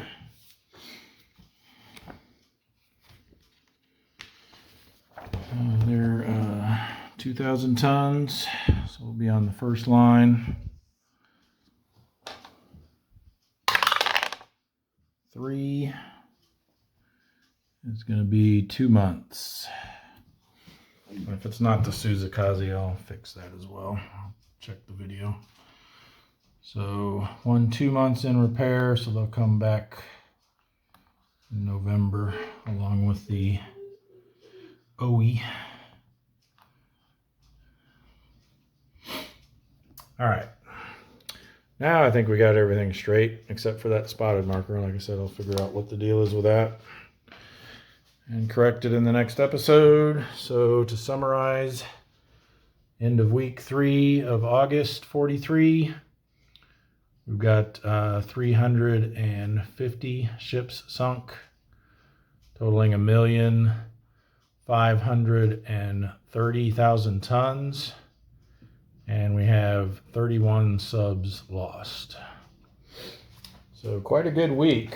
We didn't lose any subs. We sank 1, 2, 3, 4, 5, 6, 7, 8, 9, 10, 11, 12, 13, 14, 15, 16 ships this week. One of them being a sub. And let me just add up the tonnage here real quick. 2, 4, 11, 13, 15, 18, 31, 37, 43, 46, 51, 70, 73, 74, 77, and 15 makes 92. So 92,000 tons sunk this month. I'm pretty sure that's a record as well for our campaign so far. So very happy with this week. And I said month, I think it was for the week. So yeah, thanks everyone for watching, and we will see you in the next episode for the end of August.